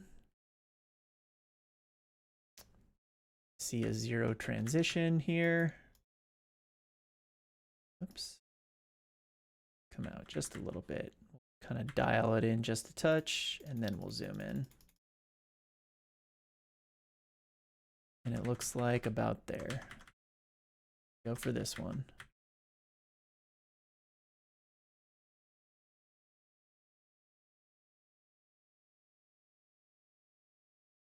Yep, that's good.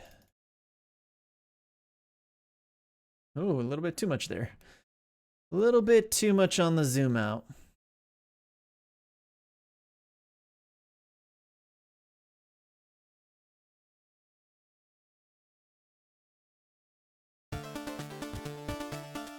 Beautiful, beautiful.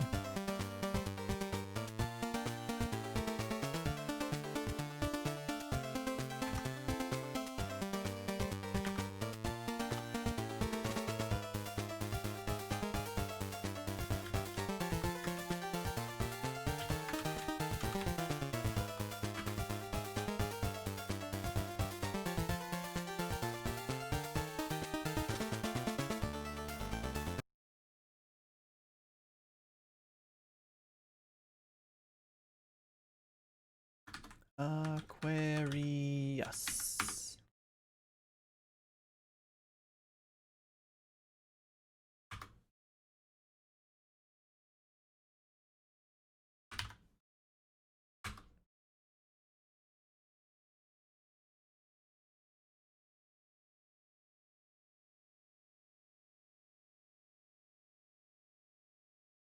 Demon Seed. Dun, dun, dun, dun, dun, dun, dun, dun. This one's gonna have a long intro.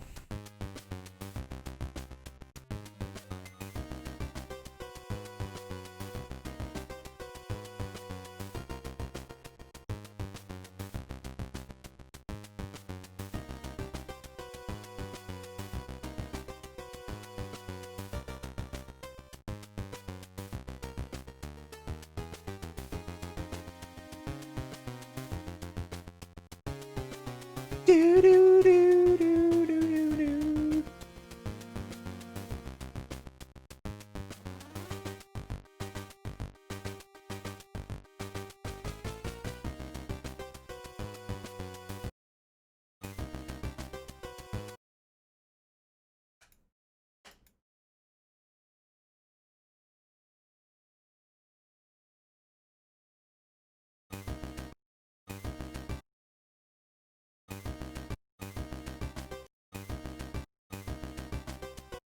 Okay. Hear that little at the beginning. Gotta make sure we don't include that.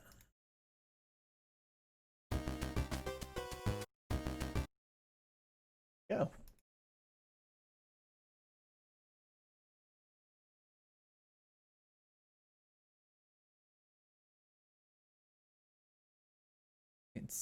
Oops.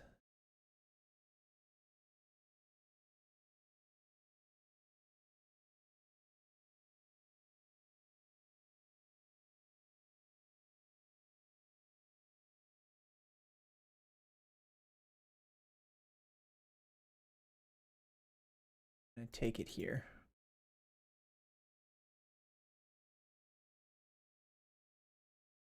There, to be more precise. Come on, get over there.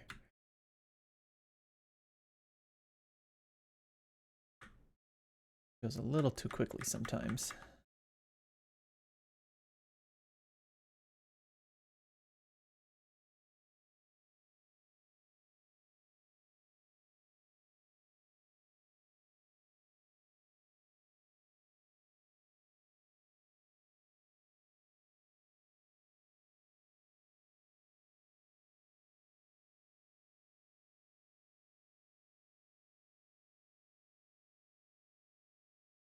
Oh, nope.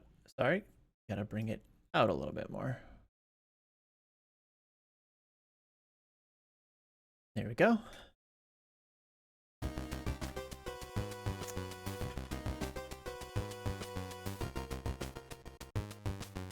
We are at 40 now.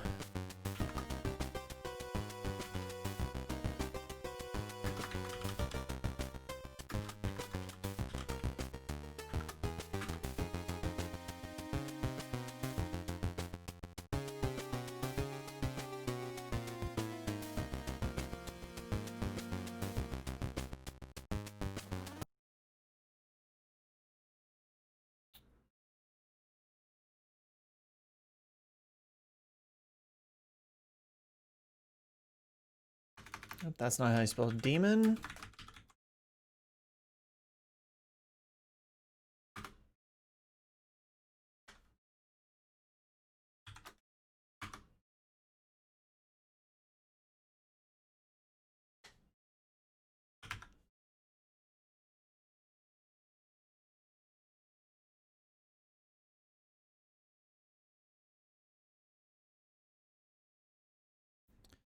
All right, little vampire killer. You guys ready?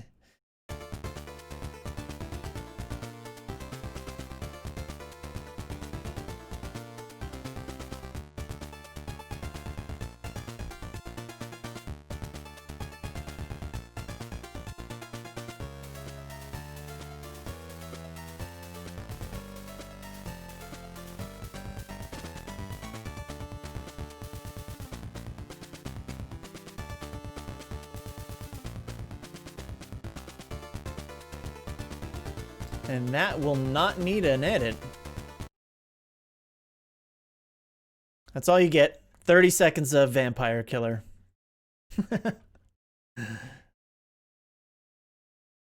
So sad, too bad. Oh yeah, this will get the edit right here. Easy.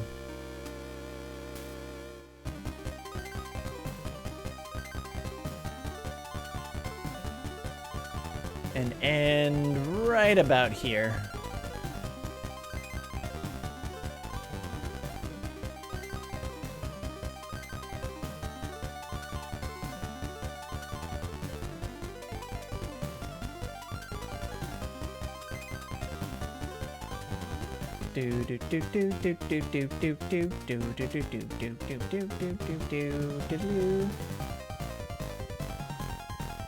Too bad that part wasn't sooner.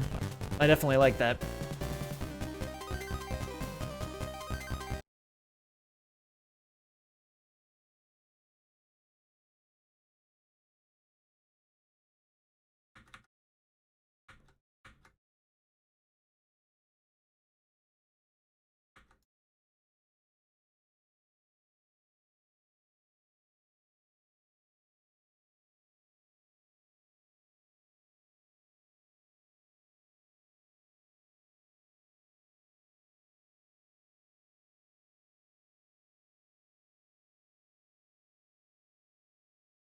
Oh, yeah.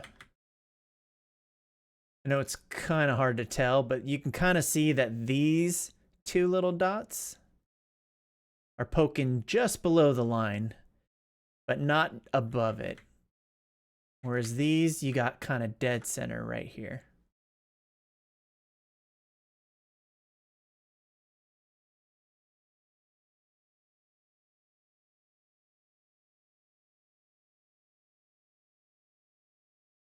A little Tom Riddle for all you Harry Potter fans out there.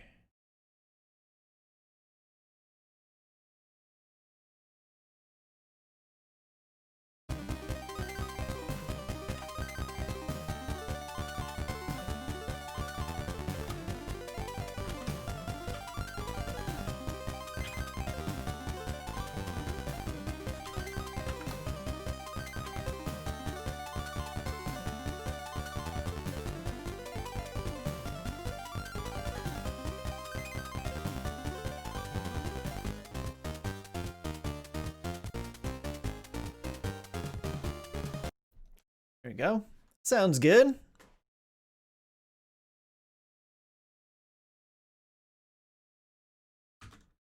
Oh, that's not an R. Riddle. That saved properly? Yes.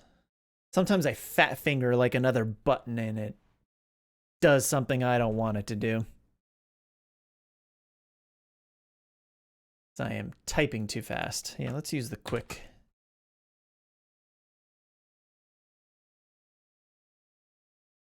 $41 and okay.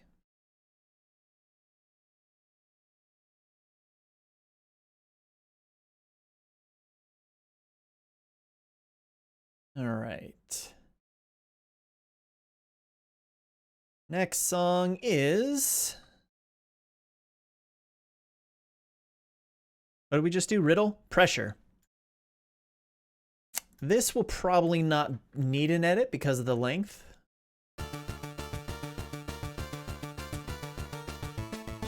Yeah, this is a pretty short kind of song.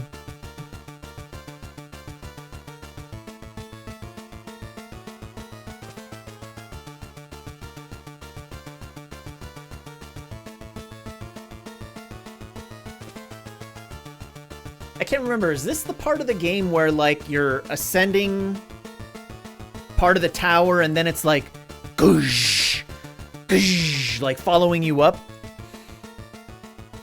I forget.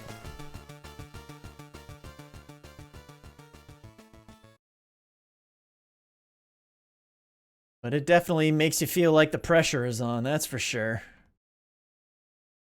2 minutes. Overture. Oh yes, I remember this song.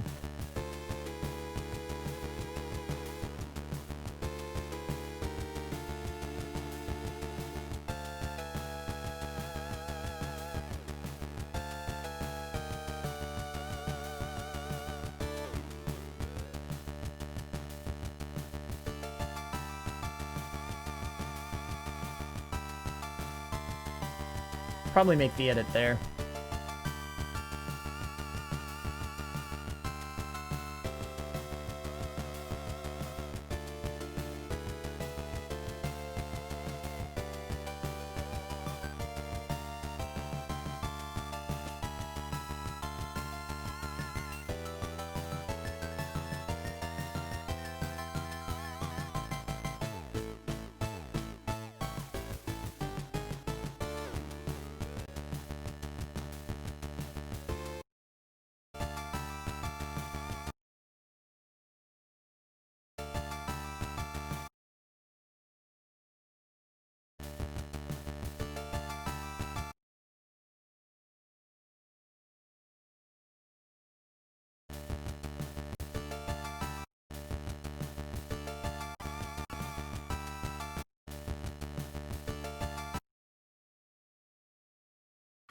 I think it's this line. I keep kind of missing it.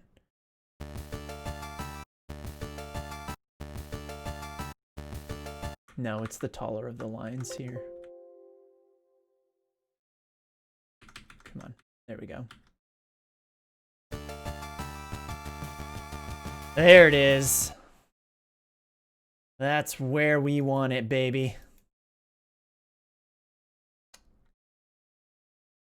It's over here.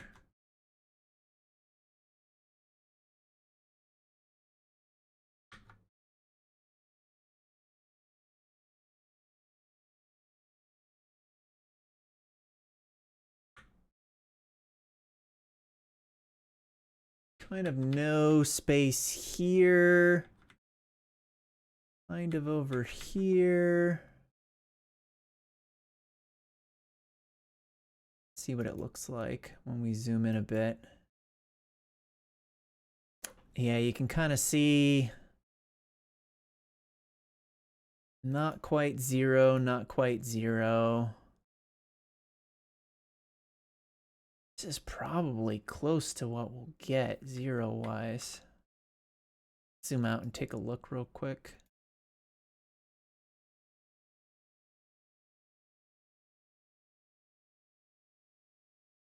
Get up in this. Do a little manual zoom with my face.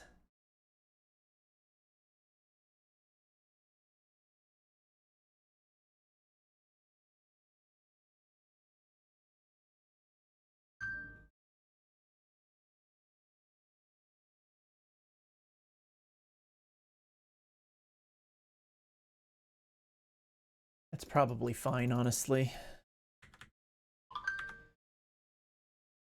Okay, zoom out.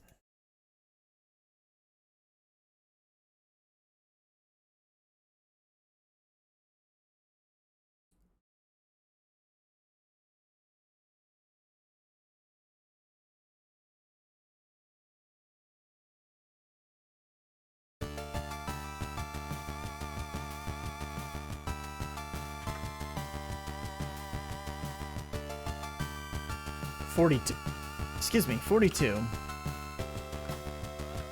Overture. Edited.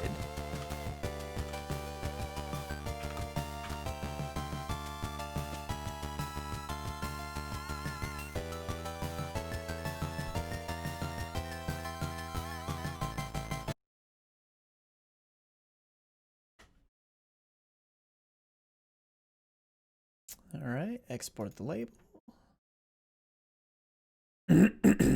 Overture.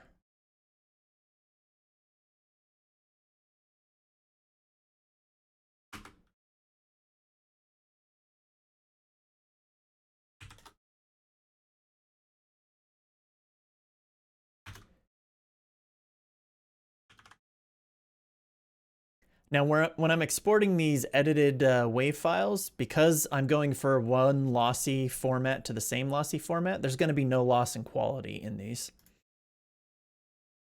In case you were wondering, when you go from like WAV to LAC, to FLAC to ALAC, like those are all lossless audio codecs, so like you can convert between them without losing audio quality. But like if you were to go like convert an MP3 and then can make that like another MP3 of an MP3, you would lose audio quality because it is a lossy format.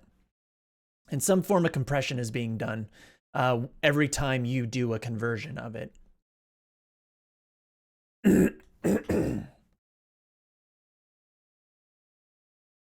I export that? Yes. We're getting close to the end, only 7 more files. Big battle.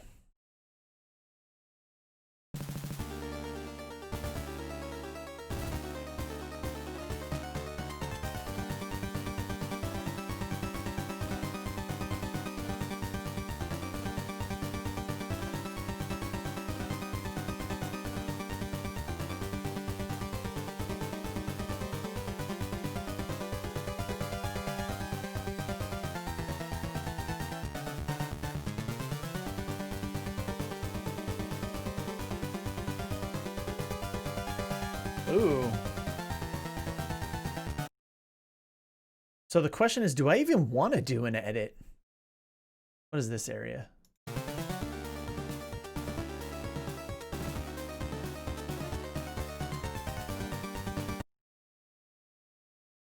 I'm not sure I want to do an edit here. I thought I might do it here.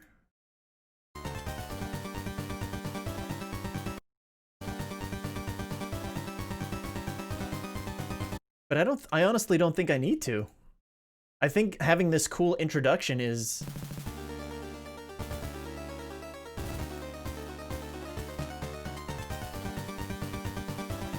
because this short little rhythm section is just kind of what the song is. And you can transition to this part, but that's not very long.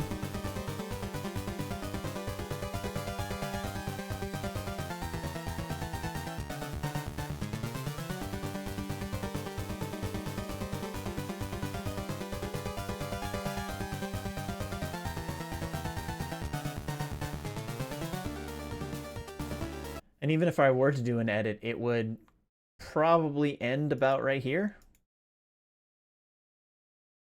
So yeah, I don't think I'm going to do an edit for this one. And that'll be the same for Big Boss Battle 2. Because it's just the same as Big Battle 1, but it has a little faster tempo.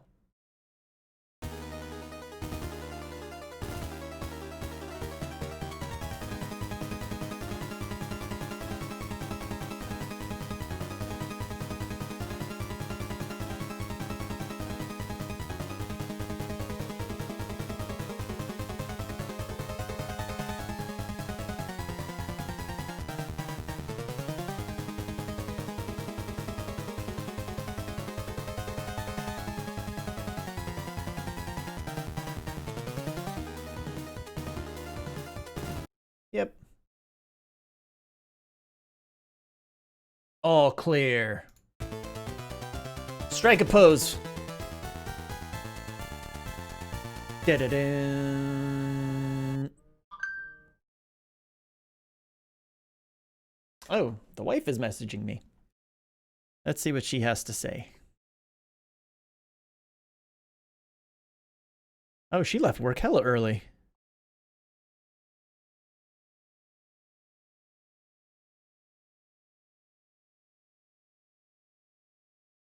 So my wife is kind of dealing with, I think it's urticaria? Is that what it is? Or she kind of breaks out in rashes and stuff? But she ends up like feeling extremely itchy, like all over her like body. Like it just like she's constantly like itching and scratching, and like because she has urticaria, right? Like where she scratches ends up getting all like raised and rashy looking, and like when I'm scruffy like I am now, like I'll rub my face on her body because it feels really good because it's all prickly. So she actually takes these injections to help with, you know, how like basically to deal with the itchiness, right? So she's going to get that done right now. But she sent me a picture of like where she was scratching, and it's like she has this like not really a bloody gash, but like it's like really dark red spots. It's like bloody little area, but it's not really bleeding yet. It's kind of like a really bright red bruise. Anyway, back to the ringtones.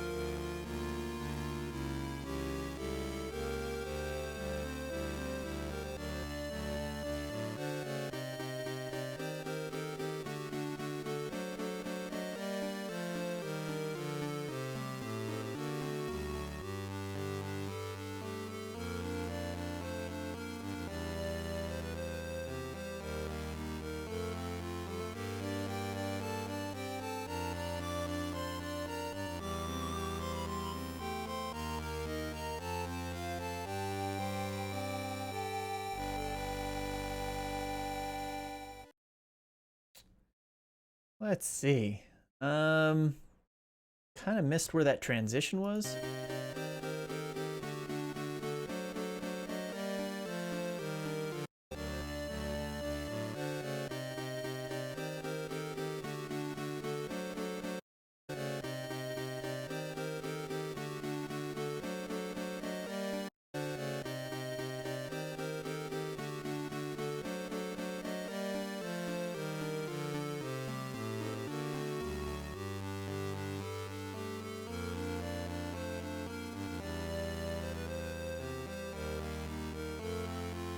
It is different?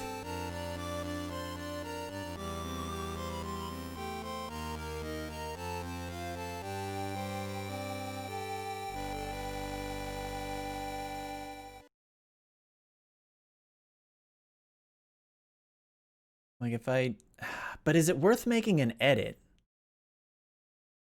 It's like, it ends just before the end of the song. I don't know. I don't know if I really want to.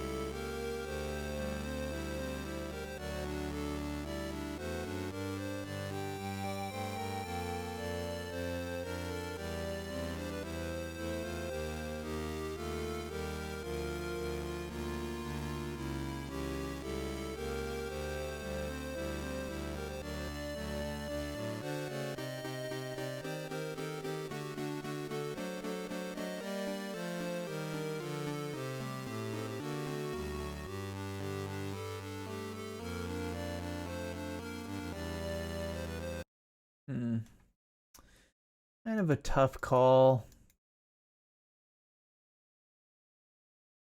The edit is kind of clean. Actually, not too bad. That's definitely where the transition's happening.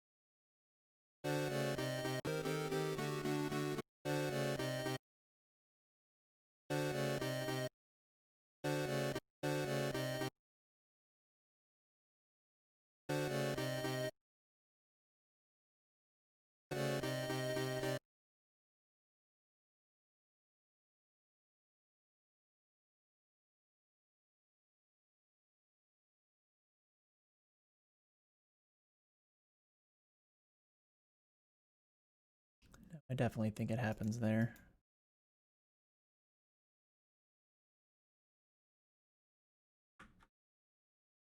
But I think it's over here more.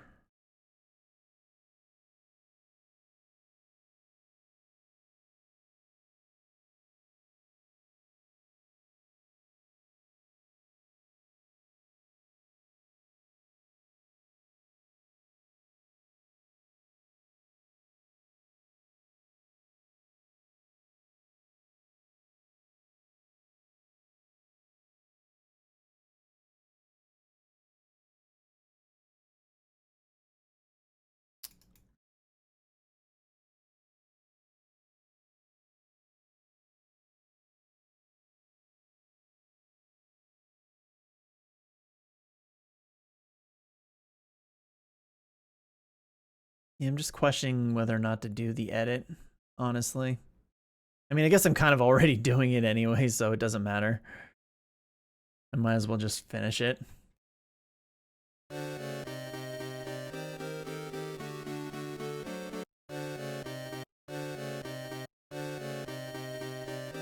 just want to make sure that first part isn't getting cut off. I'm getting everything that I need to with it.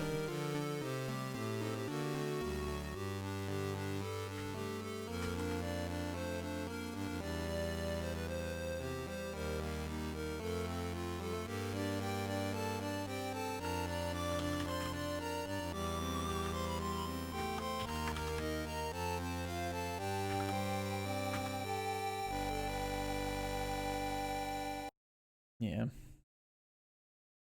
Oh, we've already done it, so we'll export it. If somebody wants it, they can have it. If not,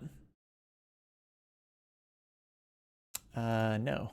First things first. Always export the label first.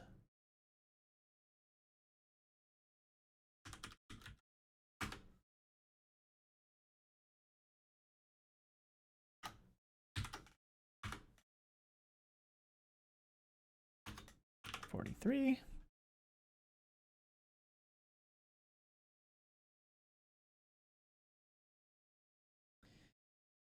All right, flashback.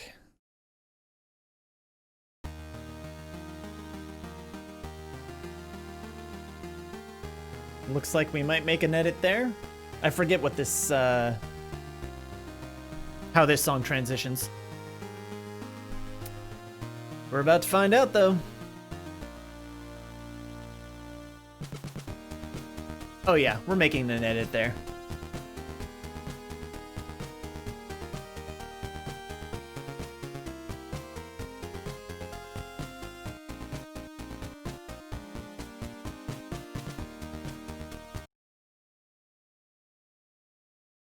Let's do it now.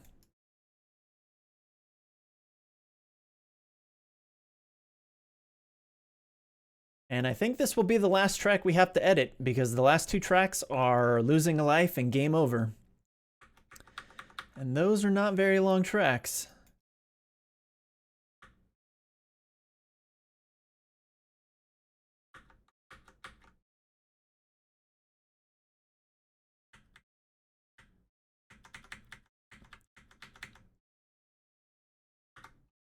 Go.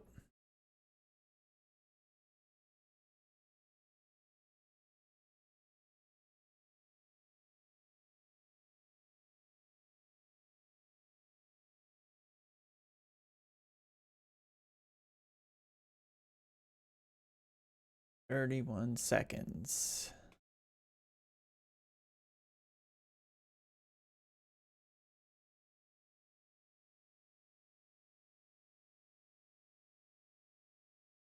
Yes.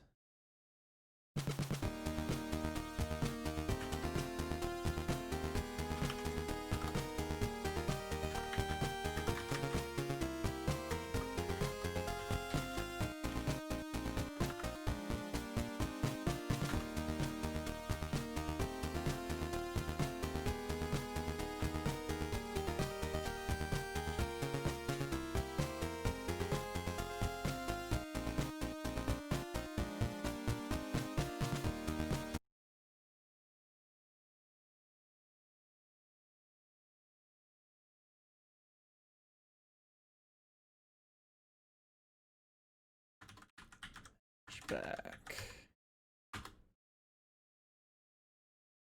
I think I spelled that wrong, actually. Oh, no, I didn't. Okay, cool.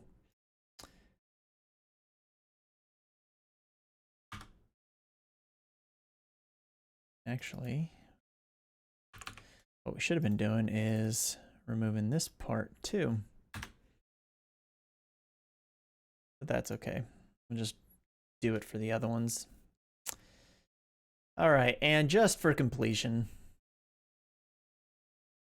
let's throw both of these in there. Just so that we can listen to them. Solo, play. Make sure there's no little chirps at the end. Sometimes you'll have a song like this play, and it'll stop, and there'll be a little spike, sound spike here. Usually like feedback related, right? I'll make a little chirp. We go in there and we'll flatten that out so it doesn't make any sound. Solo.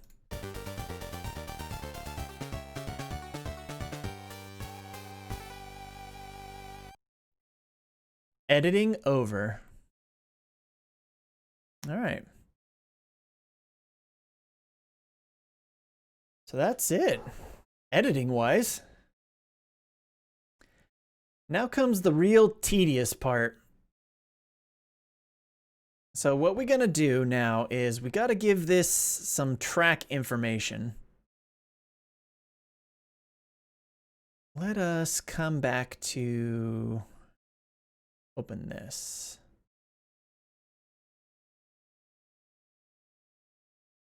Yes, that's what we're doing.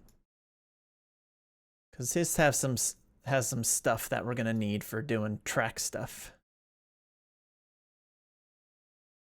Ringtones, Akumajou, wave. Okay.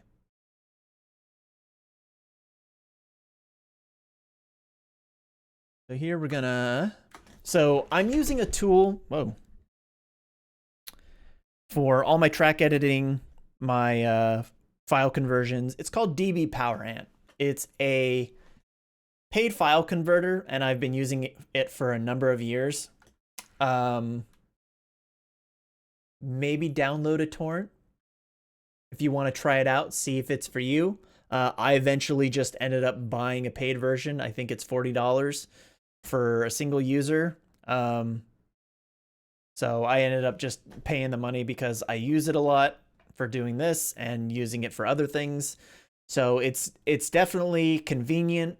You'll see it working in action here real quick, or in just a second. So I'm gonna select all these, and then I'm gonna right click, and I am going to go. So what's nice about DB PowerAmp is it adds these little context menu options when you right click on the files. So you can just go to edit ID tag. And one of the really nice things is that it allows you to add track stuff to the wave files, which generally you can't do. So when I do my conversions from like to FLAC and ALAC and all that stuff, I won't have to do all that stuff individually. I can just do it to the wave, and then when I do the conversions, it'll do it all. Like, it'll have all the information for me. So I gotta remember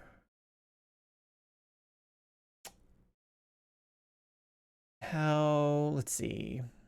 So we definitely do the composer information here. And then we do the album, which is Akumajou Densetsu. And we'll put the game years, 1989.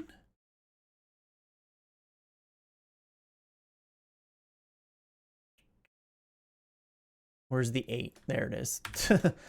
Having a brain fart. Hold on one sec. So yeah, it's gonna populate all that stuff for us, which is great. I'm actually going to check previous stuff I've done. Okay, composer. I will need this as a comment. Yeah, I don't think I did anything else other than this.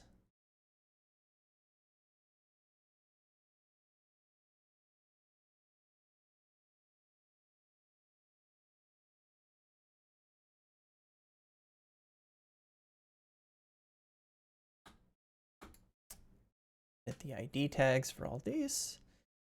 And then I can add pretty much a whole bunch of stuff that I want, but I am looking specifically for comment. Gonna add that down there and do that.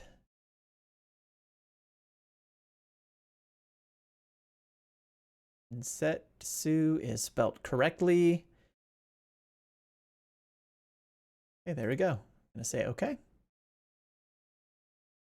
Now we get to go through all these individually. Oh, that's right.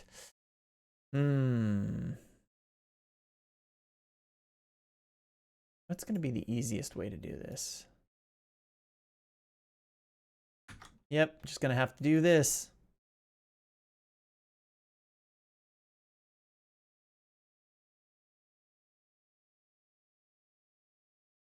I can't choose next either.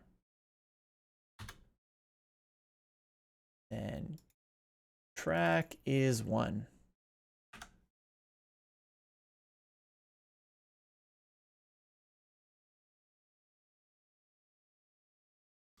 Preluders. No.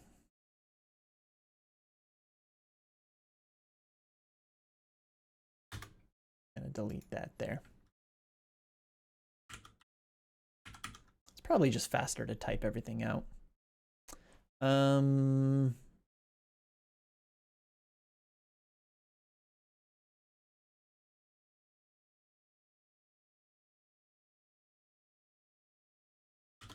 Epitaph. Track 2.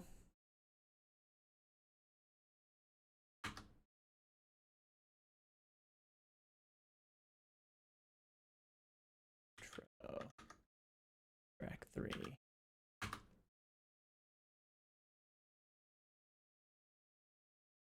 And just use the keyboard to kind of tab through things. Because at least the track name is listed up here, so I can just kind of take a look at it.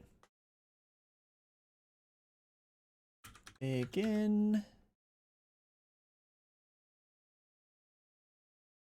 Track 4.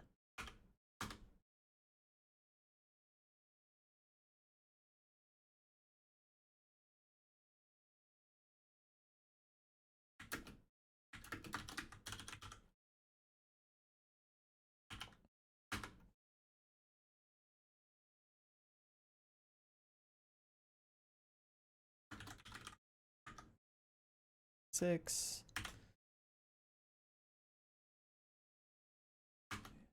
Make sure everything's spelt correctly, because I have been known to fat finger a key or two in my day. And I would be upset with myself if You know, I spelt something incorrectly. Add forest. Track 8. This goes by pretty quickly. I mean, if you have a lot less files, I mean, it's a lot different, but, you know. Right, Castlevania 3 is,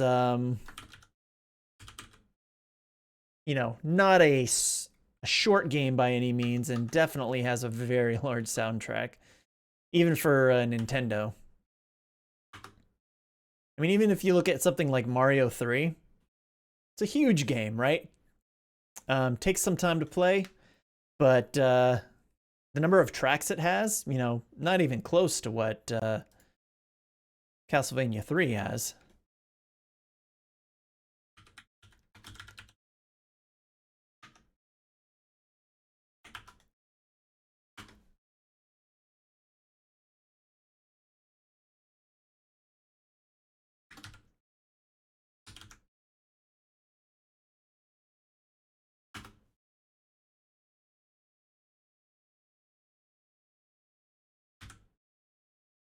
Track 12. And you kind of, I always end up like starting out slow when I'm doing this, and then I kind of get into a rhythm, typing a little faster, getting the clicks down.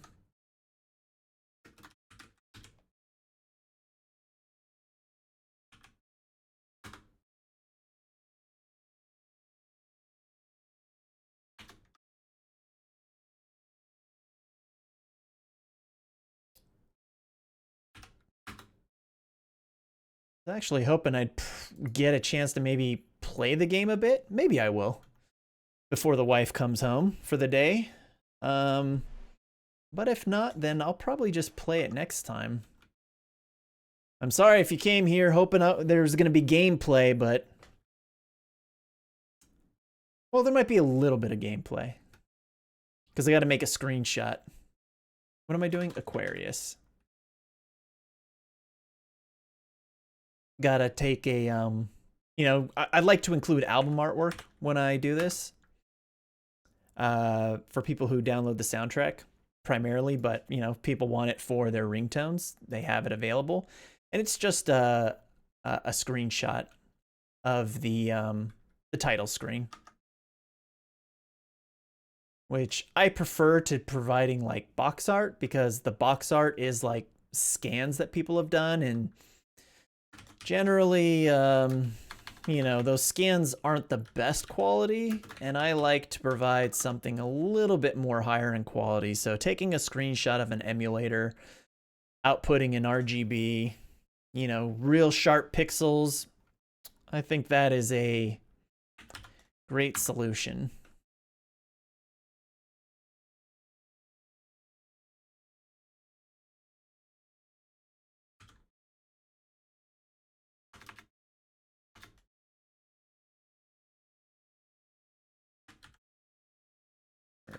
Killer. Track 18. Almost done.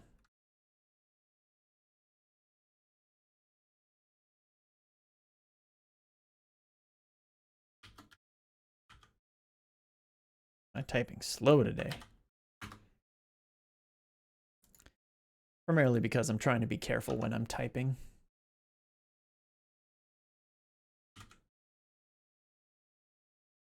Yeah, even right now, I was like, is that 2 S's or 3 S's? I can't tell, but it's 2.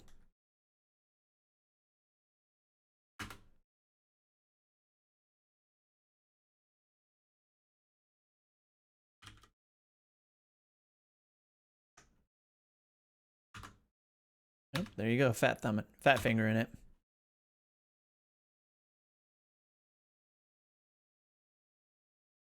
Big. Oh.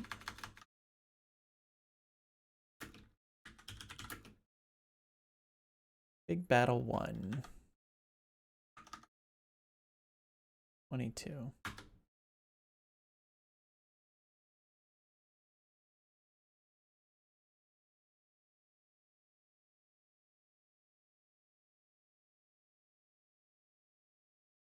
Big Battle 2. 3.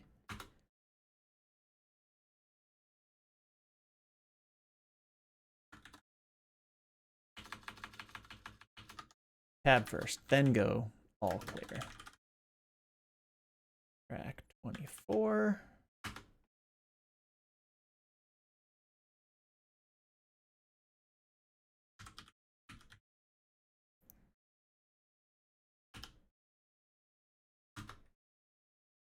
Man, after all these years of typing, I still don't got hit numbers down.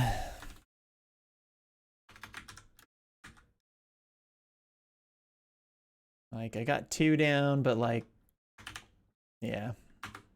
Hitting the 6 and the 5 and the 7.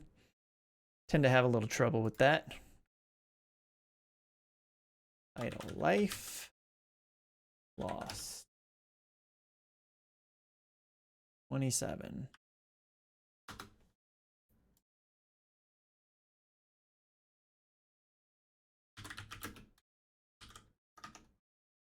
$28. Okay. Now, generally, when I'm doing the edits, when I export them, I will remove this little front part. I just forgot to.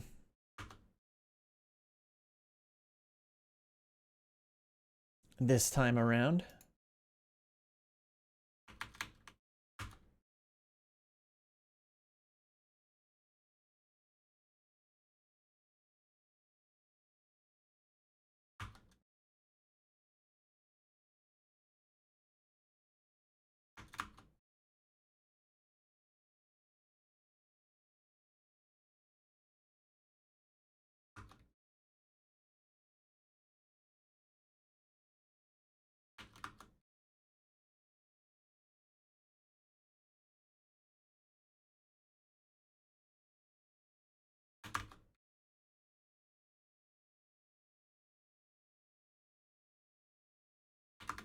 Gotta concentrate.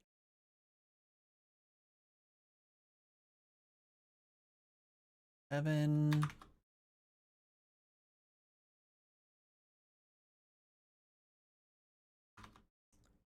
Eight.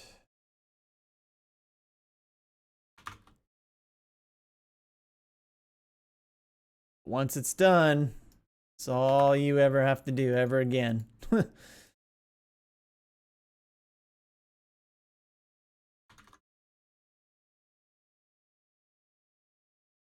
Made a lot of edits though. This game has a lot of long introductions. But we do what we can for the peoples.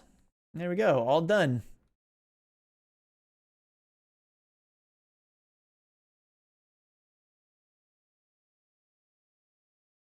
Preluders. How do I remove that? Include the year. That's more important. Hey, everything is done. So now for the fun part. So once you've got all your labeling done, now it's time to bust out DB Power Amp and use it to convert to the file formats that you want. But the first thing we're going to do is we're actually going to make the soundtrack. So let's highlight these. I'm going to open up another window.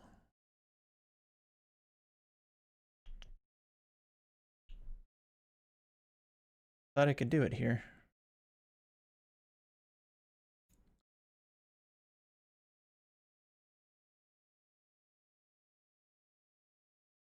Oh, I need to actually select something, open a new window. Dumb. I don't need that anymore.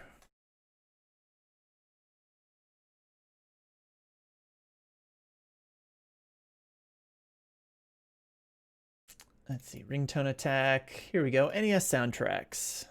I'm going to create a new folder. We're going to call this Akumajou Densetsu.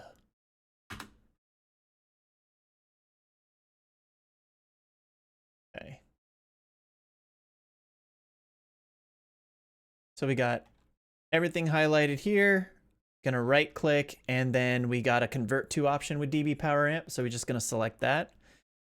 And it's gonna give us a whole thing of options that we can choose from. So I'm gonna choose FLAC. And the lossless encoding, they give you a bunch of options here. Fastest obviously means lower quality.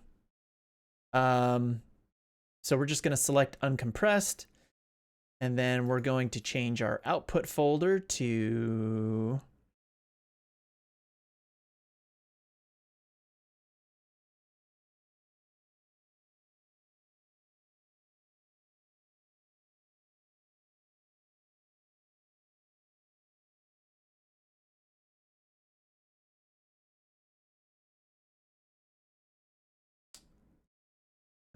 why can't I? Existing source folders, isn't it? Single folder? There we go. Select single folder.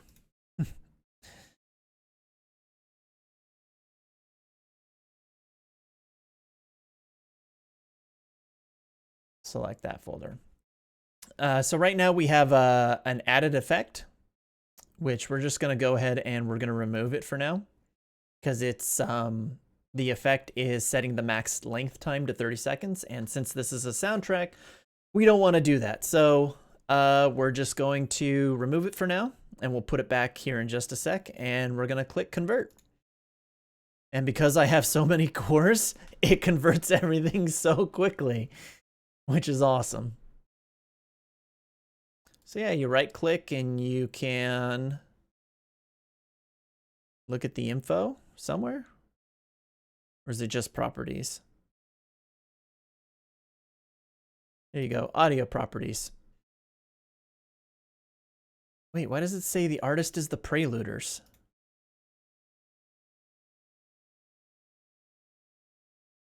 No. Dumbass. Okay, let's look at this again. There we go. That all looks right. Got the FLAC library version. Perfect lossless audio quality.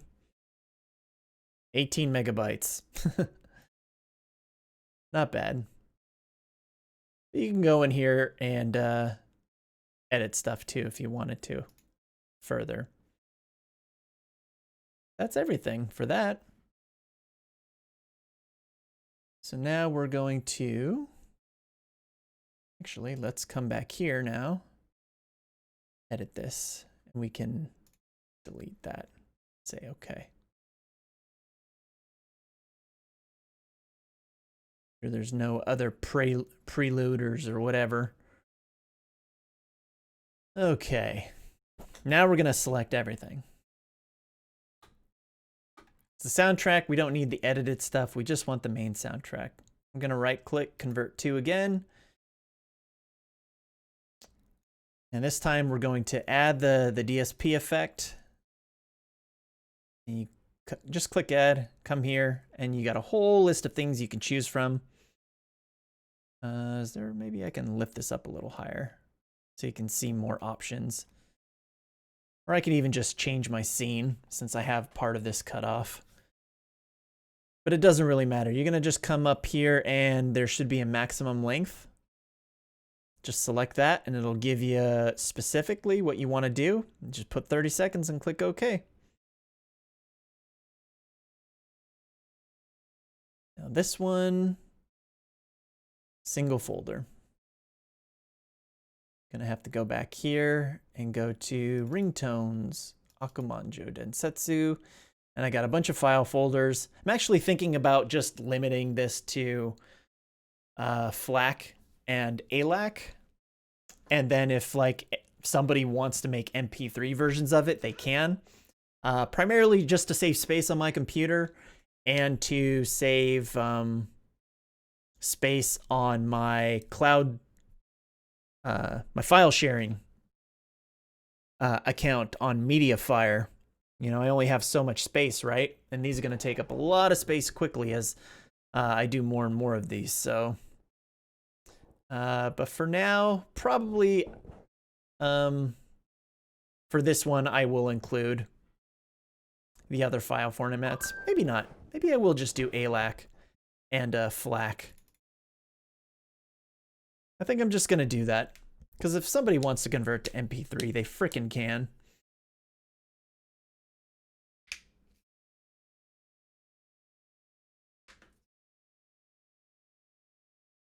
All right, folder is selected and convert.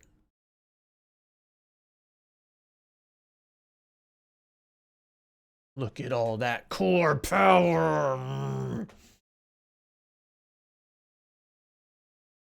My Ryzen 2700X. Wait. Is it a 27 or a 2800X? Someone scroll down the page and look at my my rig section. Finish.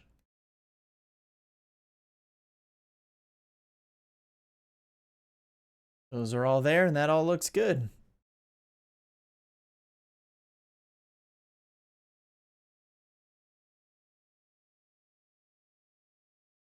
Beautiful. All right, right click again, convert to, and then this time we just pick Apple lossless. That 30-second limit is there. We're gonna select the folder we want, which is Apple lossless. Select folder, convert. Converts everything so fast, I love it.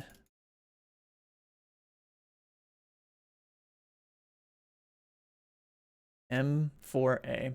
All right.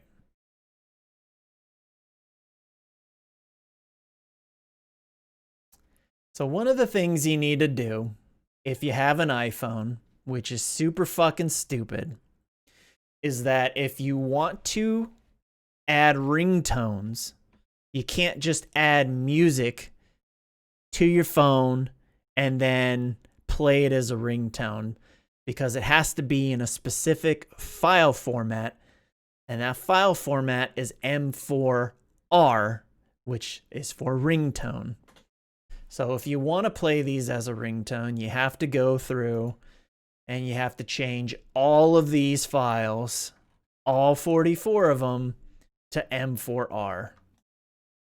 So I'm going to do that right now because I like you all a lot. But this is one of those things where you get into kind of a rhythm of it. So like, and then use the down arrow, select with the mouse.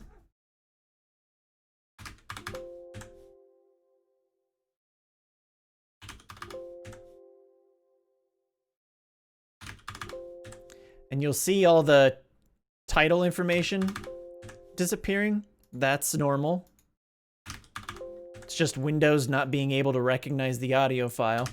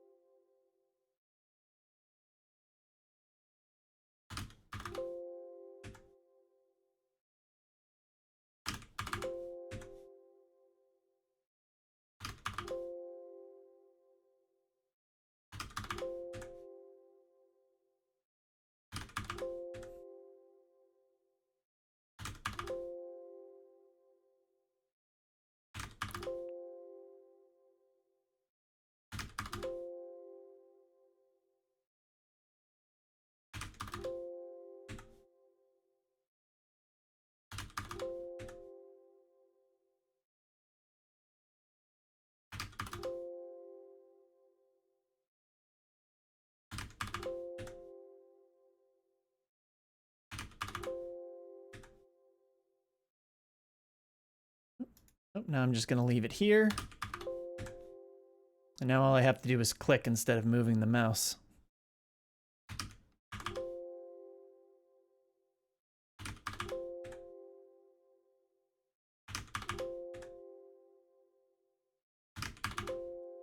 Are you guys tired of hearing that ringing yet?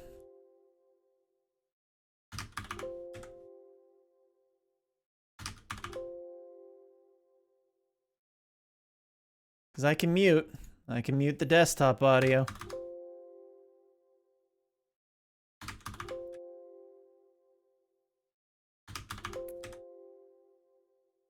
But I'd rather you just suffer through it with me. I mean, you are getting free ringtones.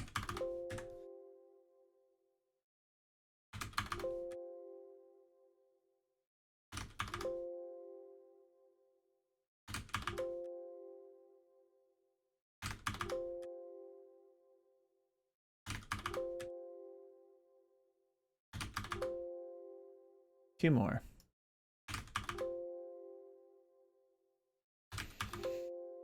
All right. Done. Yeah, so if you wanted to convert these Apple files to like an MP3 or an AAC, which is Apple's lossy audio format, you'd have to reconvert all these back to M4A in order to do that. So best thing to do is just download the FLAC version and convert it there. Though I don't think iOS recognizes FLAC, or I'm sorry, iTunes doesn't recognize FLAC because stupid iTunes reasons. So yeah, you might be just kind of shit out of luck. But in all honesty, like if there was just like, it's cool having all of these here, but chances are you're probably only going to have a handful of them. So really, like, you're looking at maybe 5, probably. I don't know how many you want. Maybe you want one of all of them, but maybe if you want 1, 2, 3, then you can just convert those 3 files over, drop them into iTunes, and then convert them into a lossy format, or using whatever audio program you use. Okay, so that's all done with. Let us get the album artwork. What am I looking for? Messin. Messin.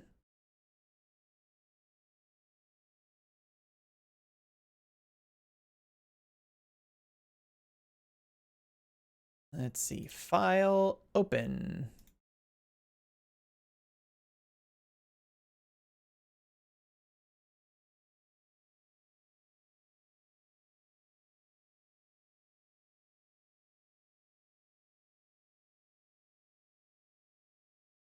Yeah, should be open. That's weird that it's not where I normally have it, but that's okay.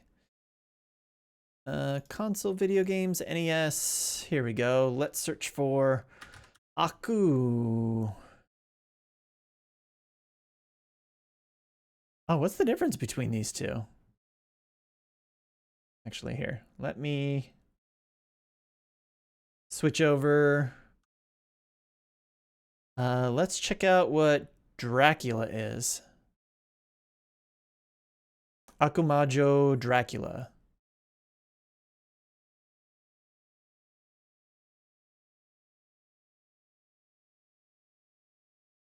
Hold on, let me grab my controller out. Oh, it's the first Castlevania. Okay.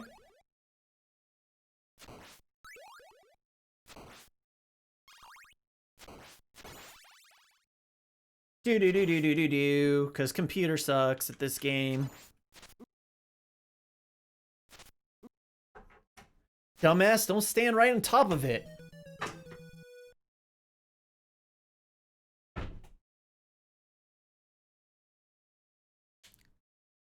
I kind of like that title screen. I mean, I do kind of prefer the US version with that flapping back animation. That's pretty cool.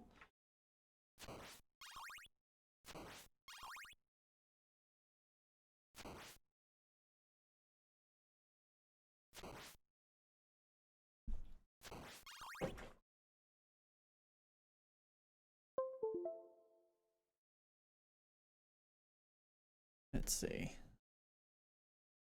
File open. Cool. Densetsu.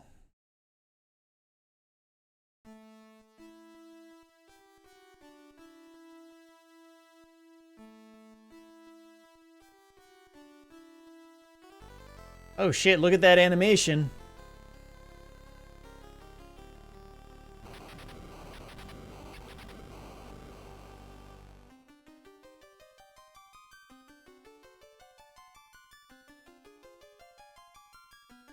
Let's watch this real quick.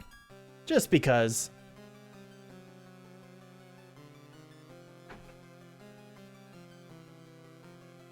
Even though we can't really read it.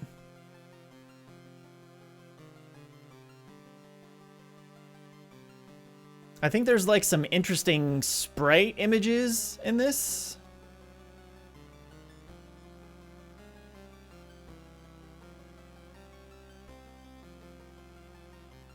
There's the Morning Star.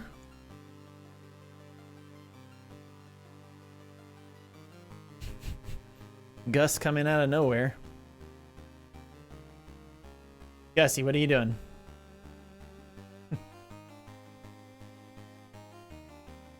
Say hi, Gus.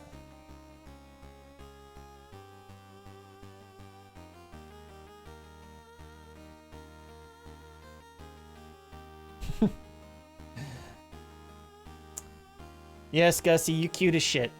Come here.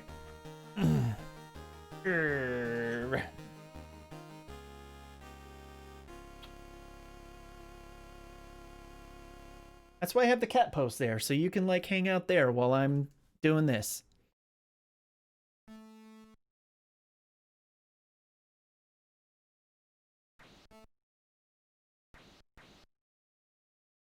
All right. Oh, wow, that doesn't even wait for you. What's screenshot? F12.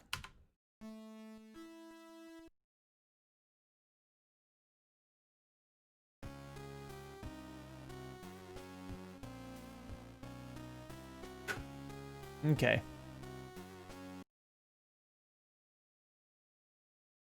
Screenshot acquired.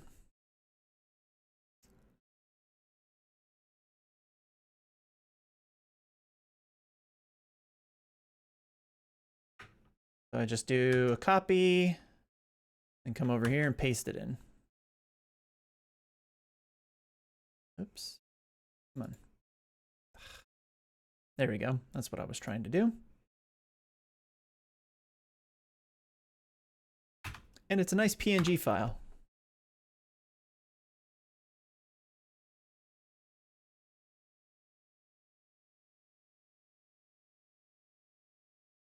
I mean, it's only blurry because it doesn't do proper nearest neighbor when it does that, but oh, I think I do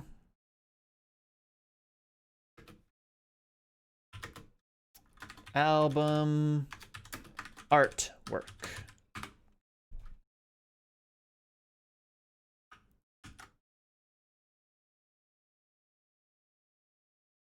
Come here. Oh. Yep, throw it in there. What do I name everything? Okay. Just making sure the naming convention is consistent. And then let's go to the soundtrack.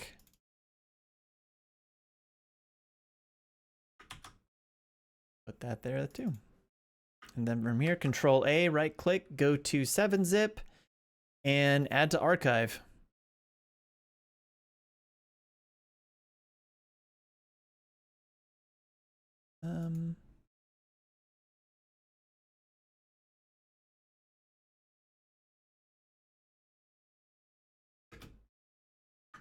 Caps lock. OST. Black.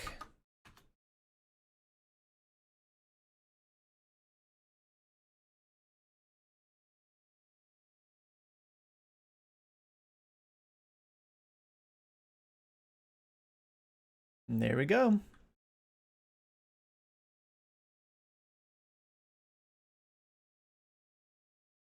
What am I looking at? Ringtones. FLAC.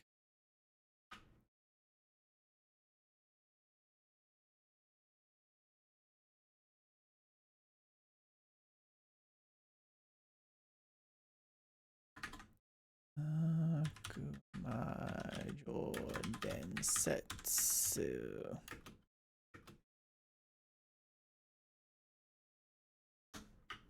Copy that.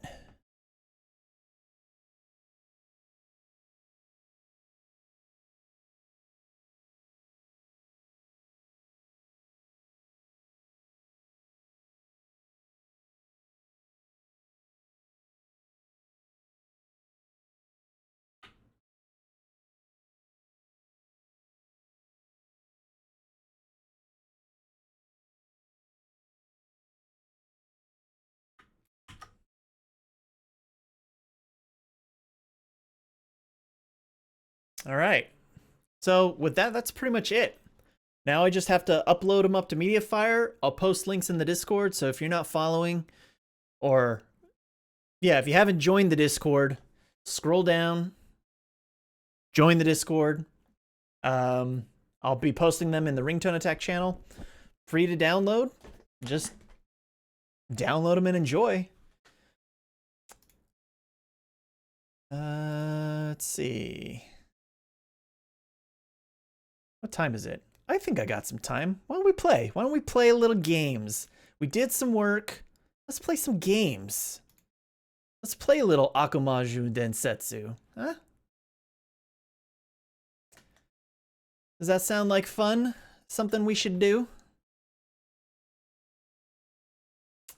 Let me switch my scene then.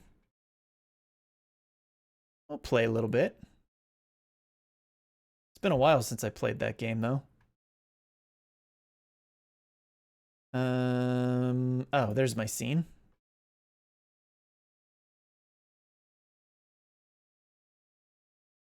And let's change my current game from this to this. Beautiful.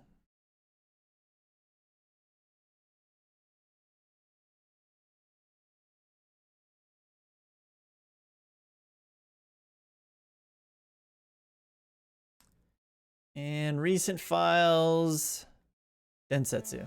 Boom. Let's play a little bit. Couple minutes. Wife will be home in a little bit. It's almost time to feed the cats. Go have some dinner. Ooh, enter your name. Let's see. Any name suggestions? I am open.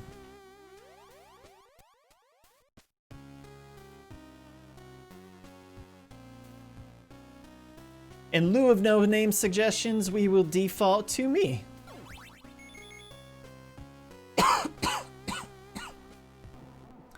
Fabio Bermondo.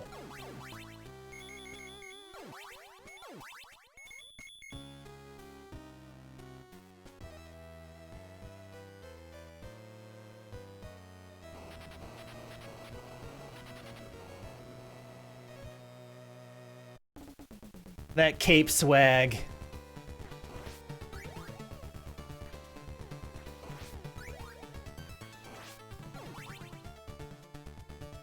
Okay, nope, I still gotta climb up ladders the old-fashioned way.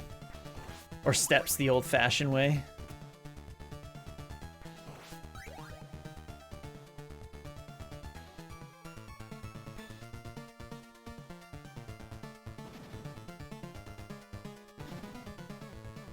Listen to that VRC6 channel.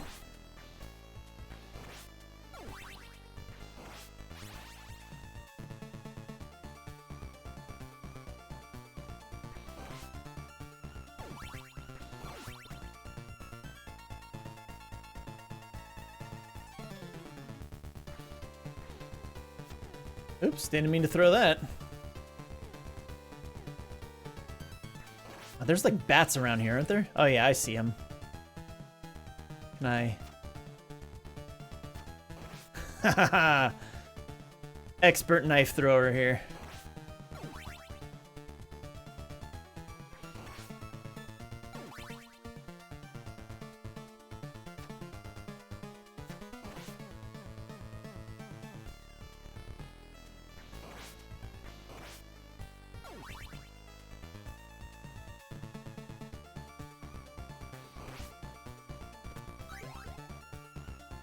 I can't remember. Does the holy water suck in this game?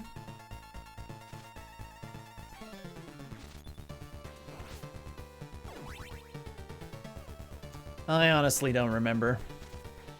Oh, don't get hit by the bones. Trying to give me a boner. A boner I do not want.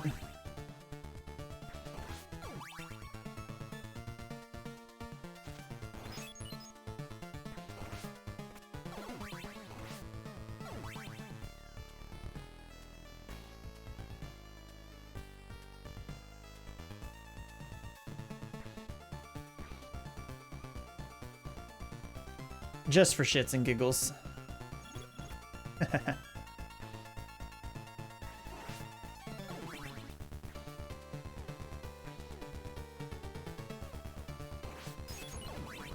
Oh, fuck the Medusa heads.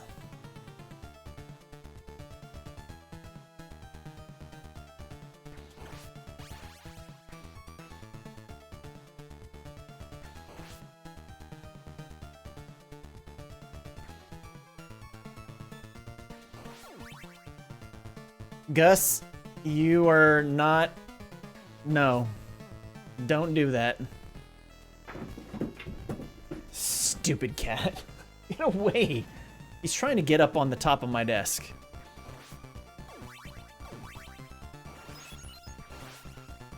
Oh, they come from behind, too. Interesting.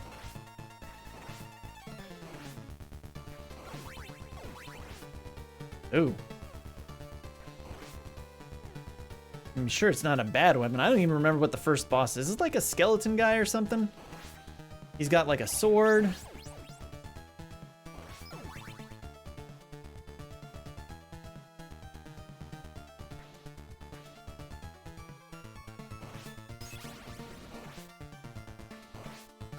Oh, that guy looked different.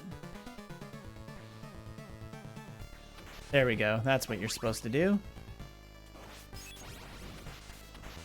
Delicious wall meat.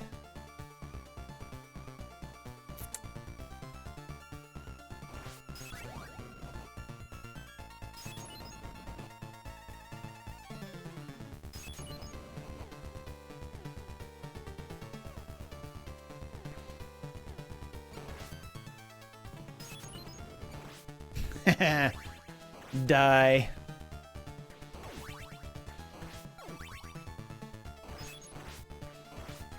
Oh, it's 3.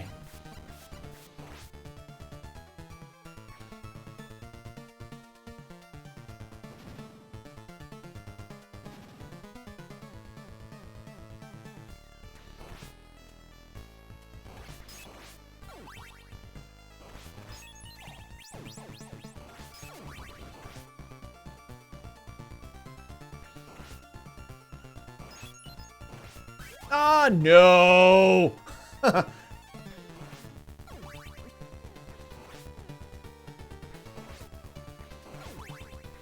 The fucking knife.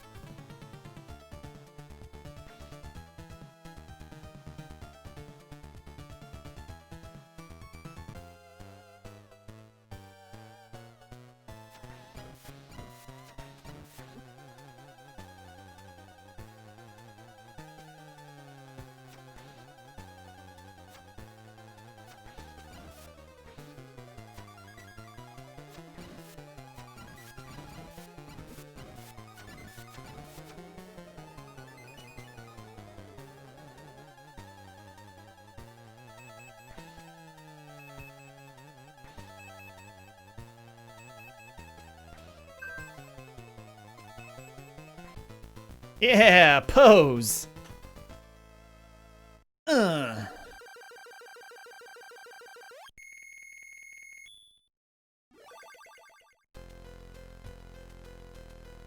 Always enjoy these maps. All right, up or down? Where are we going?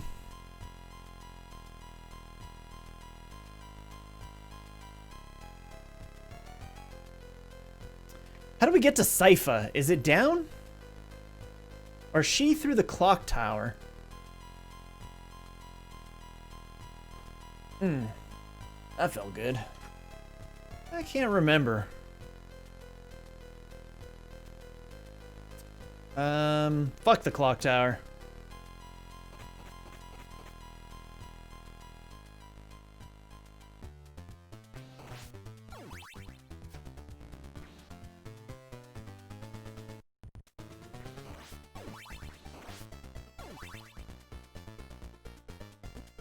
Oh, I was like, okay, they don't kill me, but nope, they do.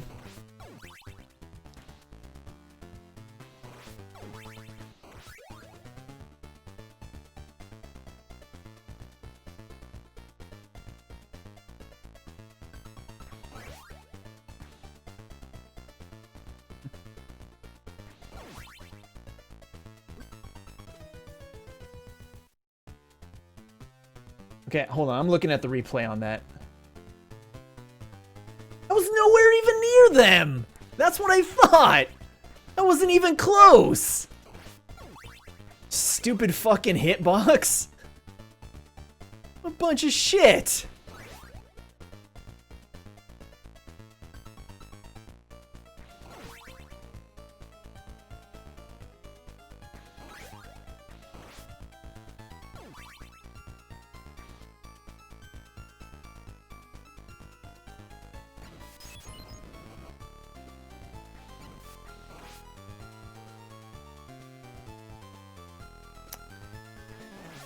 That was some bull poopy.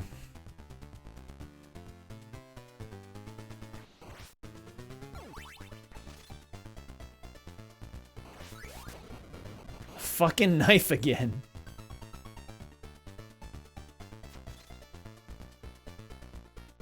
Guess it is slightly more useful in this area than the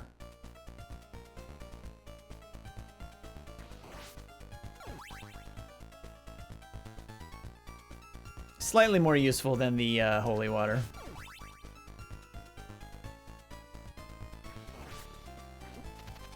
Fucking owls.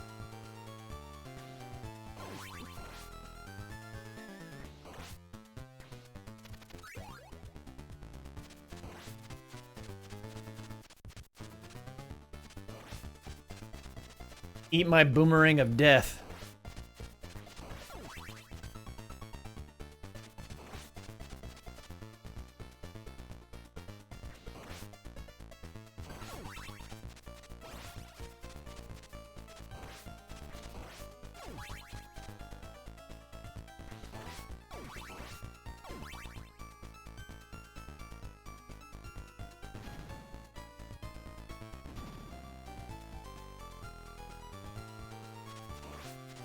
I was gonna say, is he gonna jump over that? What an asshole if he did.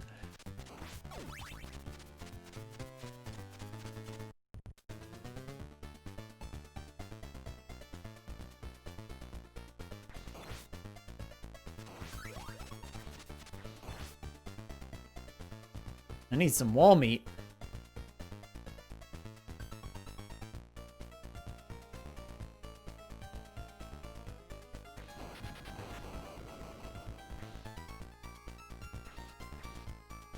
That's kind of cool. I don't remember those effects.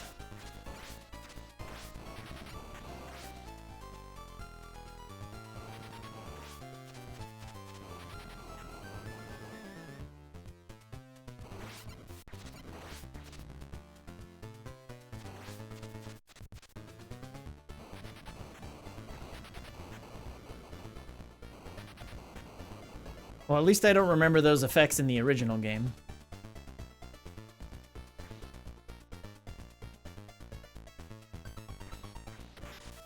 Oh, yes. Uh-oh.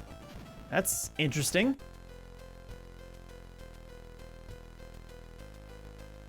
Ooh, there she is, Sypha.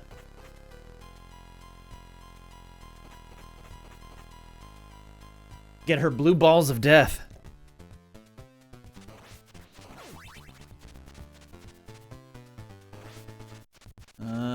Nope. I'm gonna pass on the axe. I am rather enjoying the boomerang at the moment. Sweet!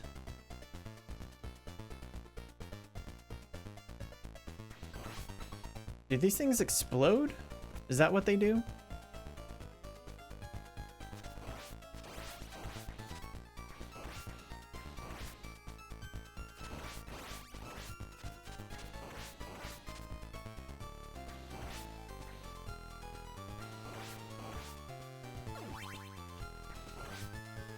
Oh, I guess I gotta smack him on the top here? Maybe? No?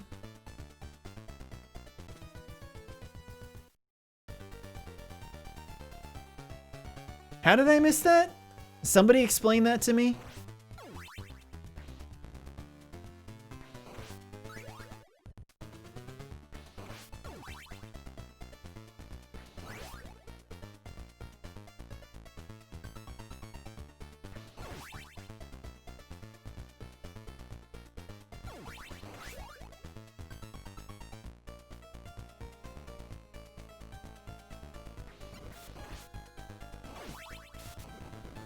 Okay, remember, there's a knife over here, and we don't want it.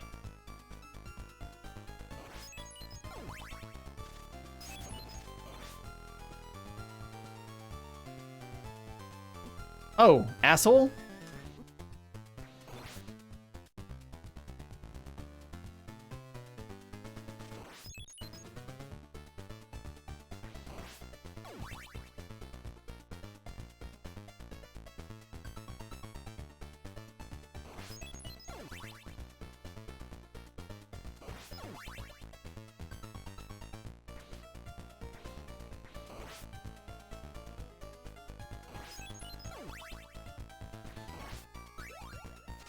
Yeah, definitely want the boomerang.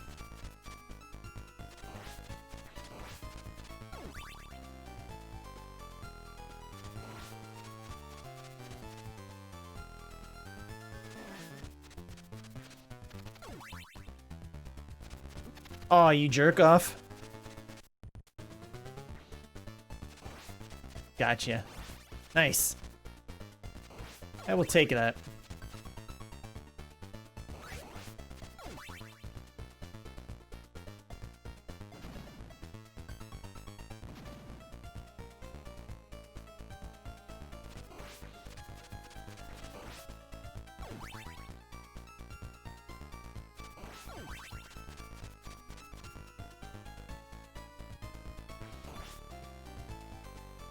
Nope, didn't mean to do that, but I guess we're doing it anyway.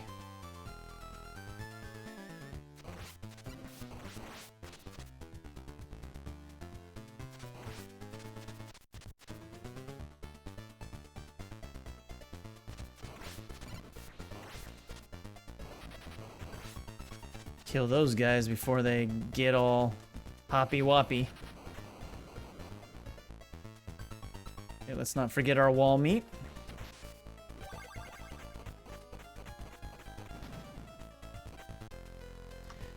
See, shouldn't I be at a new level when I die, though? That seems kind of weird. This is just kind of a continuation, but I guess since I didn't fight a boss, that's a big no-no. Or, what is it?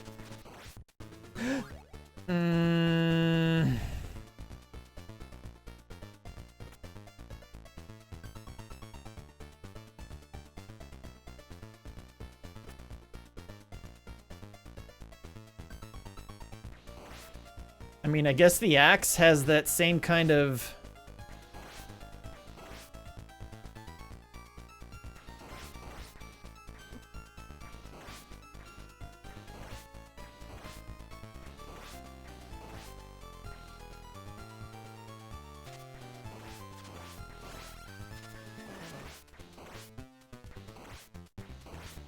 There we go.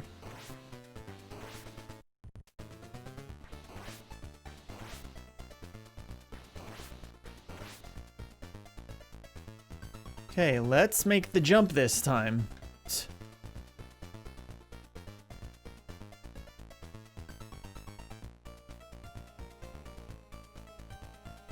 Okay, I guess I have to be over here.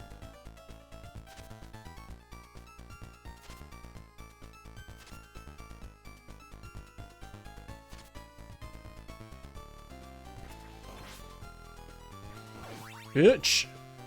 Eat my whip.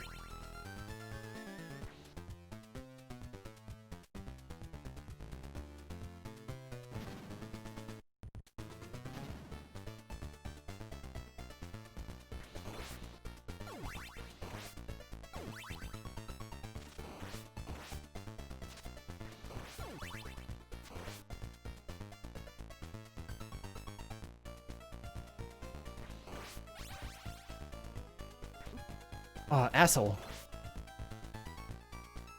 Gonna jump over that.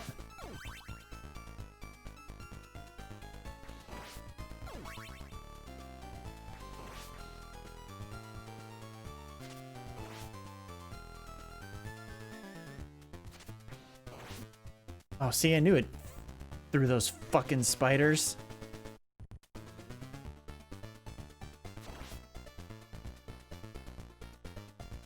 I wonder if I'm gonna have enough health for the boss.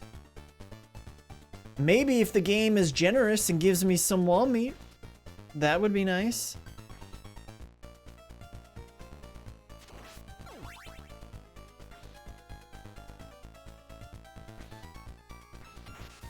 Oh, beautiful. I'll take that, but now I don't have a hiding spot.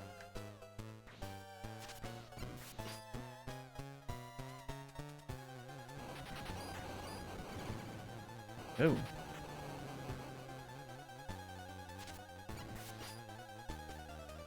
Oh, do I gotta hit him in his head?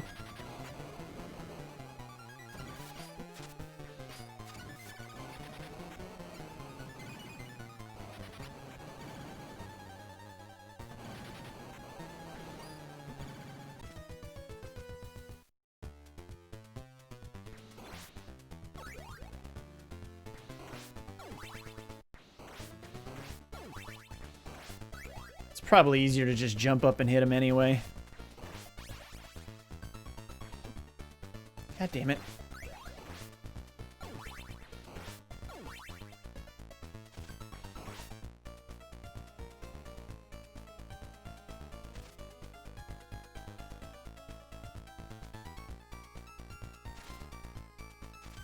Just kind of get through this area.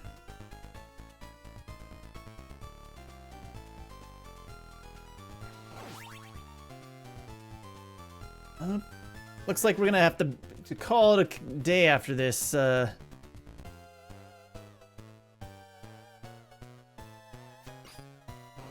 get up there.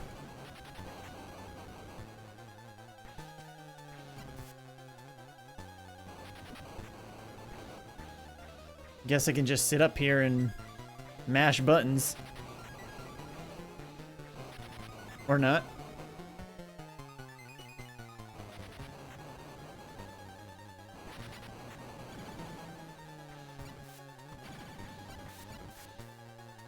Kind of bait him.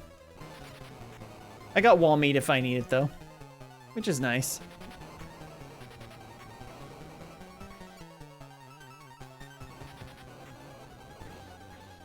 Come here, buddy.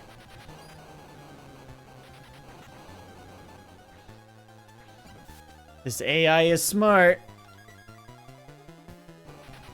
No, run!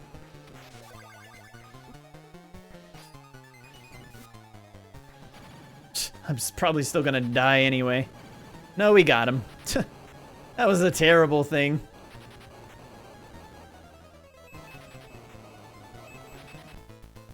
Oh. No pose.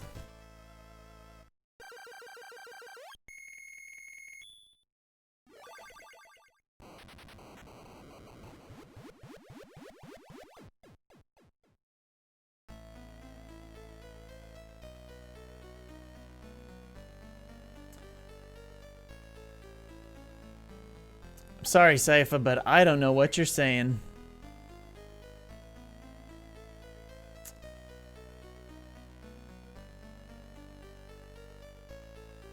But will we take Sypha? I think the answer's pretty clear that yes, we will.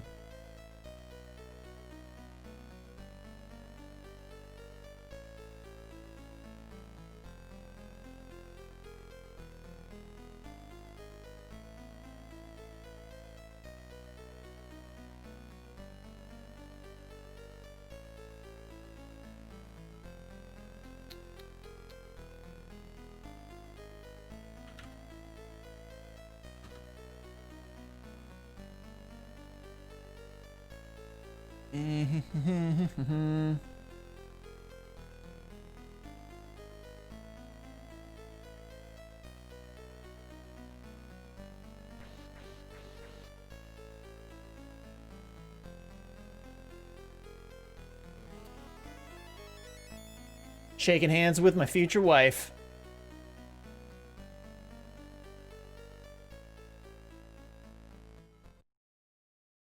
Oh yeah, and then we go to the ghost ship. Dude, Trevor, you looking a little green. What's up?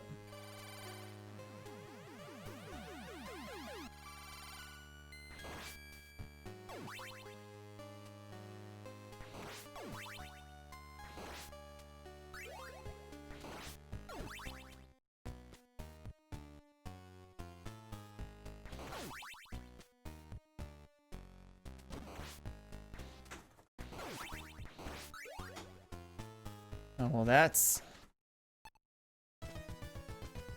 Okay, I pressed...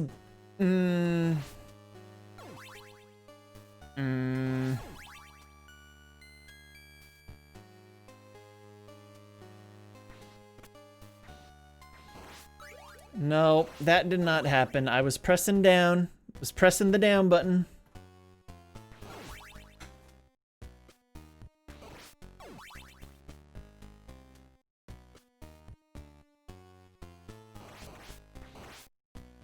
What is that?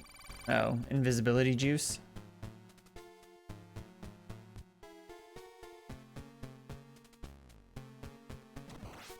Try and hit me with your sword.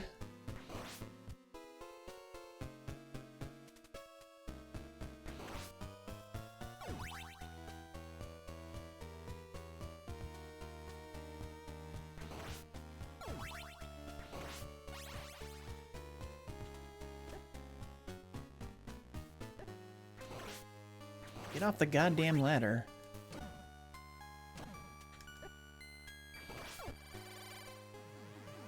Okay, Simon, I'm gonna need you for this part, unfortunately.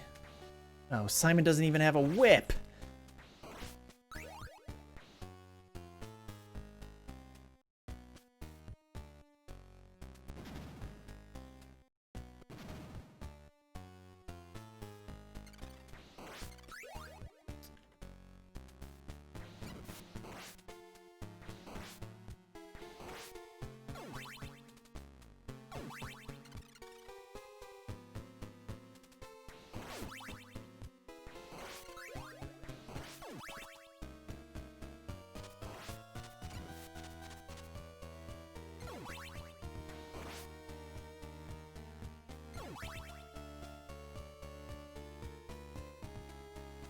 Yep.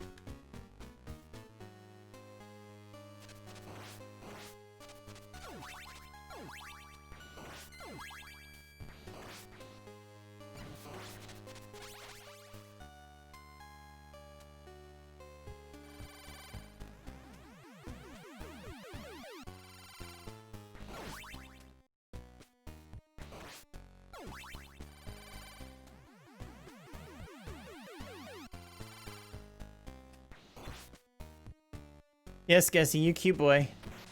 Wall meat, thank you. Oh, stupid skeletons.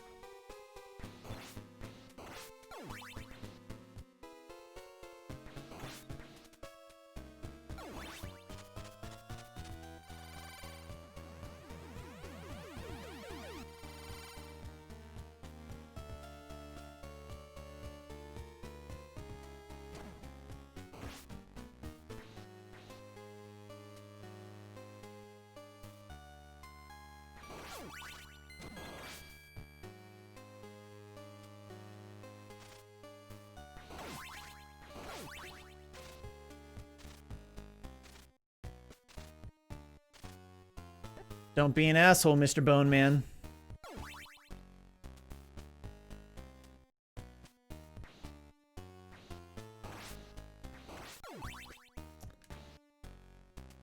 Give me blue balls. Give me blue balls. Give me blue balls.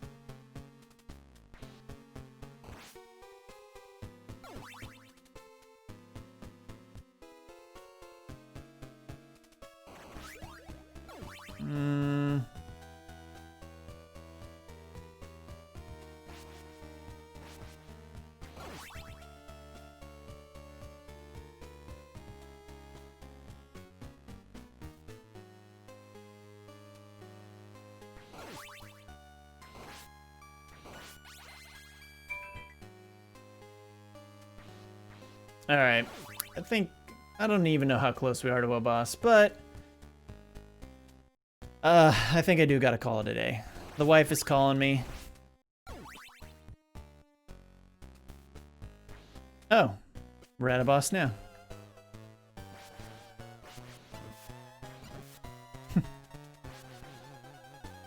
And completely useless.